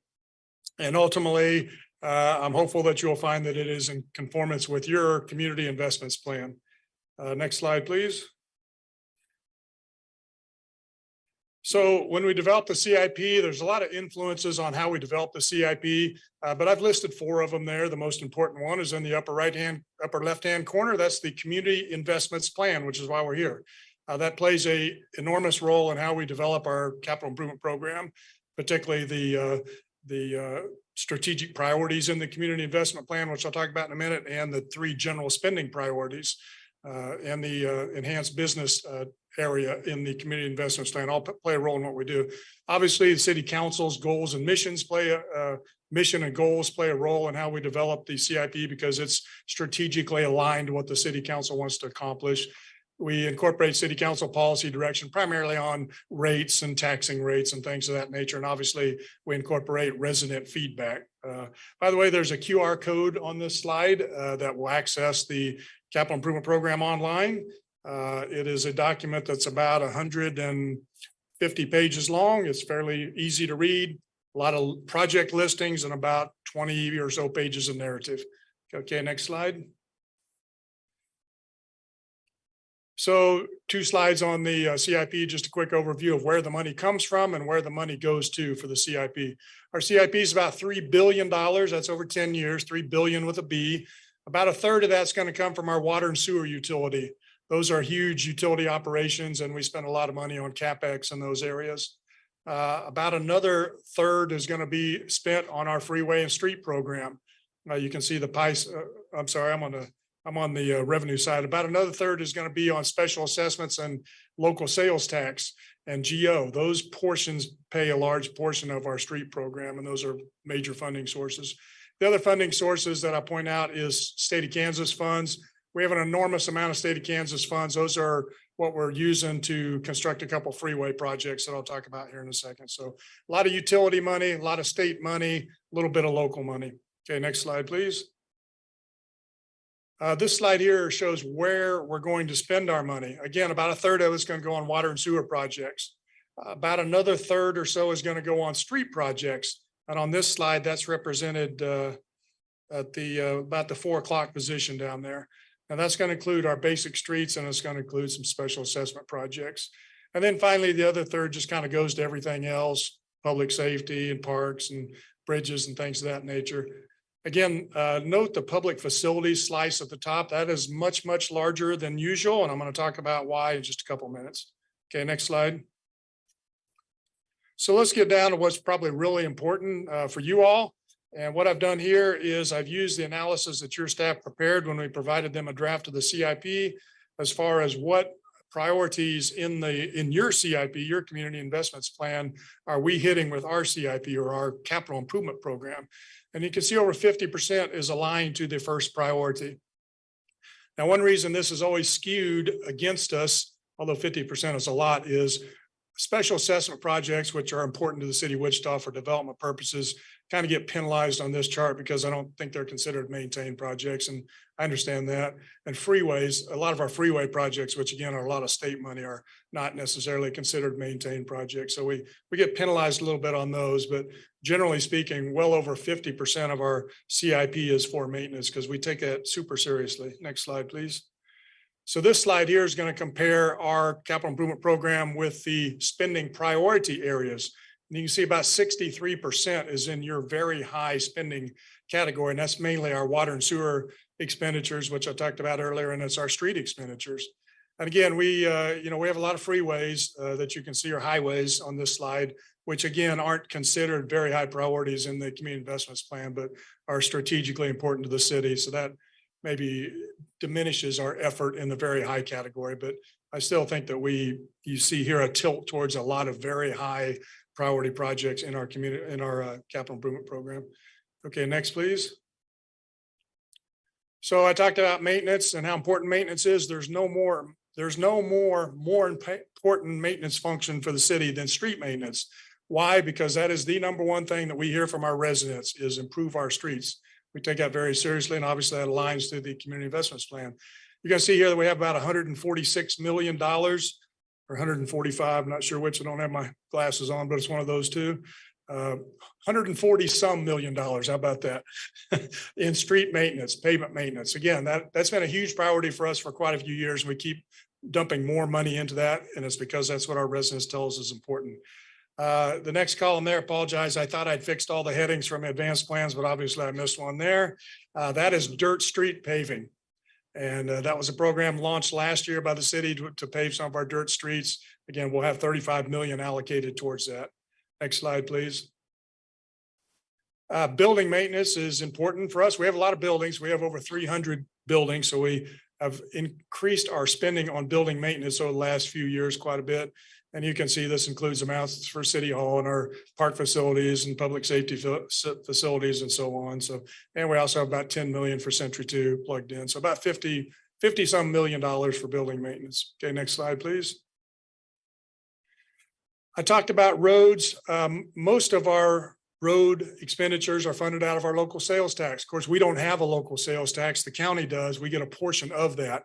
And the city of Wichita in 1986 pledged to use half of our portion for freeways, roads, and bridges. So this is kind of a manifestation of that promise from 1986. And you can see we shifted our focus. We're spending most of it on roads and less of it on freeways. This slide 10 years ago would have been exactly the flip-flop. We would have spent almost all of it on freeways and very little on roads. But we're using our local sales tax to leverage state funds on freeways. I'm really sorry about this. Those headings are should be local sales tax spending. The middle column is freeways and the far right column is streets. And obviously the far left column is a year. So what that shows you is we're spending about 36 million of our local sales tax on freeway projects to leverage state funds. And we've got about 400 million of sales tax dollars for road projects over the next 20 years or so. Next slide, please. I mentioned strategic alignment to our goals and our mission. This is probably a great example of that. One of our key goals of the city is public safety, or to keep you safe, as we would phrase it. Most people think of the operating budget paying for policemen and firefighters, but it also has a capital improvement component. We have about $146 million in the CIP for fire trucks, fire stations, police radios, fire radios, variety of other equipment, lots of equipment. So that's important to us. Okay, next slide, please. Another strategic priority for us is living well. Again, some of this kind of gets in the enhancement area, some of it's maintenance area, but we like to invest in bikeways and multimodal things. We have a lot of crosswalks. We have a lot of sidewalk money. We have signalization money, all of which I would consider multimodal. We have a renovation LW Clapp Park plan, which of course is in the ECA, and we have a variety of other park projects. We also are going to renovate 4 of our library branches, most of which I think are in the ECA as well. So, okay, next slide, please. Again, I mentioned 2 expansion projects. There's 2 huge ones in this. One is freeways. Again, I think I mentioned 36 million is local funding. We're going to leverage over 500 million in state funding for freeways. That includes finishing up the North Junction. That includes K96 on the northeast side of town, expanding that freeway, and it includes Kellogg from K96 out to the county line, or actually out to 159th Street. Yeah, I guess that is the county line, isn't it? Now, final thing I want to talk about is convention center. The CIP has $400 million for a convention center. Unfortunately, we have not identified a funding source for that.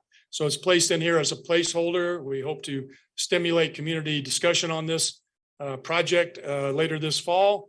Like I say, essentially the question is a convention center important to residents of City of Wichita? And if so, what should our funding source for that convention center be? So we placed it in the CIP for that purpose. Next slide. I think I'm getting close to the end here. Yes, calendar. City manager presented the CIP to the city council on July 11th. I was with your advanced plan subcommittee a couple of days after that. Now I'm obviously with you. City council will have a budget hearing tomorrow, just a regular budget hearing for public input. And then a week later, which is the 22nd, they will adopt, we hope, the CIP, and we hope that they adopt it with your finding that it is in conformance with the community investment plan. I think that's my last slide. You might advance me one more to make sure. Yeah, this is my concluding slide. Again, it's available at the libraries, the branch libraries. It's available across the street on the 12th floor. You can get it at www.wichita.gov. You can click on that QR code and get a copy of it. With that, happy to answer any questions. My pleasure to be here today. And hopefully that was brief. I know it's getting late in the day. I have a question from Commissioner Green. Okay. Aldrich. Yeah, Sure. I have a couple of questions. One, on the Dirt Street paving, you mentioned that there was $35 million that's being budgeted for that. Are those petition projects, so that people that live on these adjacent to these dirt roads, are they petitioning to have these paved, or are these streets being paved by the general taxpayers? Yes, you are correct. Our policy prior to last year was that we would pave streets based upon a petition, and then we would special assess them. However, based on policy direction change last year, the city council agreed to use local sales tax funds to pave dirt streets. And again, it's based on initially starting out in areas close to schools. And then we will expand based on areas that are more disadvantaged in the city. Areas that maybe are in CDBG districts or things of that nature. And that'll obviate the former petition processes, which is what we use to pave dirt streets. So do we no longer have the petition process or? No, we still have that. We'll still pave dirt streets based on petition. I guess I wouldn't see why anybody would want to go that route. Second question is, how much of the CIP is based on gas tax revenue? I don't think we have any gas tax revenue specifically flowing into our CIP. Our gas tax revenue that we receive from the state of Kansas flows into our operating budget. Now, we're required by state statute to use it for street maintenance, which we do, but that's going to flow through the Public Works Department on signs and signals budget and street maintenance budget and that kind of thing.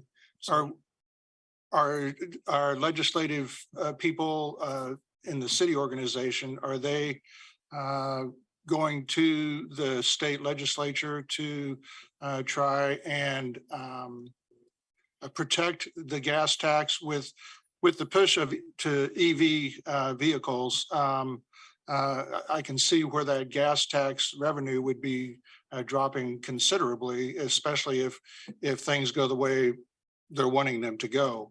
I assume that our legislative delegation is pursuing that with our state legislature. I would tell you, our organization is very well aware that gas tax have been flat for years and years and years, which is not helpful for our organization. We're very protective of all our revenue streams. I'll put it that way. We will develop our legislative agenda this fall for the session next year. And I can't tell you specifically that initiatives to protect our gas tax will be the first thing on our agenda, but I can tell you that our legislative, our governing body will be aware of that, made aware of that by staff. What they choose to do with that, I cannot say. Commissioner Aldrich, you had a question? Yeah, I'm just looking at this and I always felt that there's only three things that any municipality has a responsibility to their citizens, and not in any particular order, but that's infrastructure, and police and fire, first responders. And once you take care of those items, your city's going to grow. Infrastructure, that's the bloodline to economic development. And I think that the dollars should go that way first and foremost before we look at any living well projects or any of that. But again, that's just my own personal thoughts on that. But when you're looking at building, 3 more substations, then that sort of opens up the door to another problem we're having. And how are we going to find the men and the women, to serve at those positions right now? We're having major issues right now in recruitment, and we're down a lot, of course, and everything else. So I'm hoping that if you build it, they will come. That'd be good. But I just think that we need to put more emphasis, again, on those 3 responsibilities first before we start allocating millions of dollars for other projects when we're failing at other end of it. That's just my thoughts. Commissioner Foster. I'm sure Commissioner Aldridge will be shocked to find that I disagree with him. Sorry, Bob. I think it's very clear now that quality of life is an economic issue, that especially when people can decide where they want to live first and then figure out how they're going to work, whether they work remotely or what. A community that invests in quality of life is investing in its economy, and that's what I think. And I hope you continue to invest in the good living as well as the basic functions. Having said that, I would like to move that we find that the proposed CIP is in conformance with the comprehensive plan. Second. I have a motion and a second, Commissioner Foster and Commissioner Green. Any further discussion? All in favor indicate by saying aye. Aye. Any opposed? Motion passes 11-0. Director Waddle, you have a comment for us? Not on this particular item, but when it comes to other business, I've got one thing. Okay. Then we have some other business. Do you want to present for us, please? You're not resigning, are you? You just got back from vacation. It wouldn't happen that fast. No, in fact, what I'd like to do is I'd like to have Grant come up and just recognize Grant for his service to the department. He has served as our summer intern, and so we have a nice little certificate for him, and just wanted to tell him how much we appreciated you being here and for all of your hard work. Grant has been with us for 5 weeks, and so today I'm very pleased that he had the opportunity to present to you all. So thank you for that opportunity. And he is going to continue his studies up at K-State. So we're very excited for him. Congratulations and go Cats. Does he get a raise? Oh, Grant's Thank you, Grant. resigning. So, thank you. Come back, Grant. Thank you.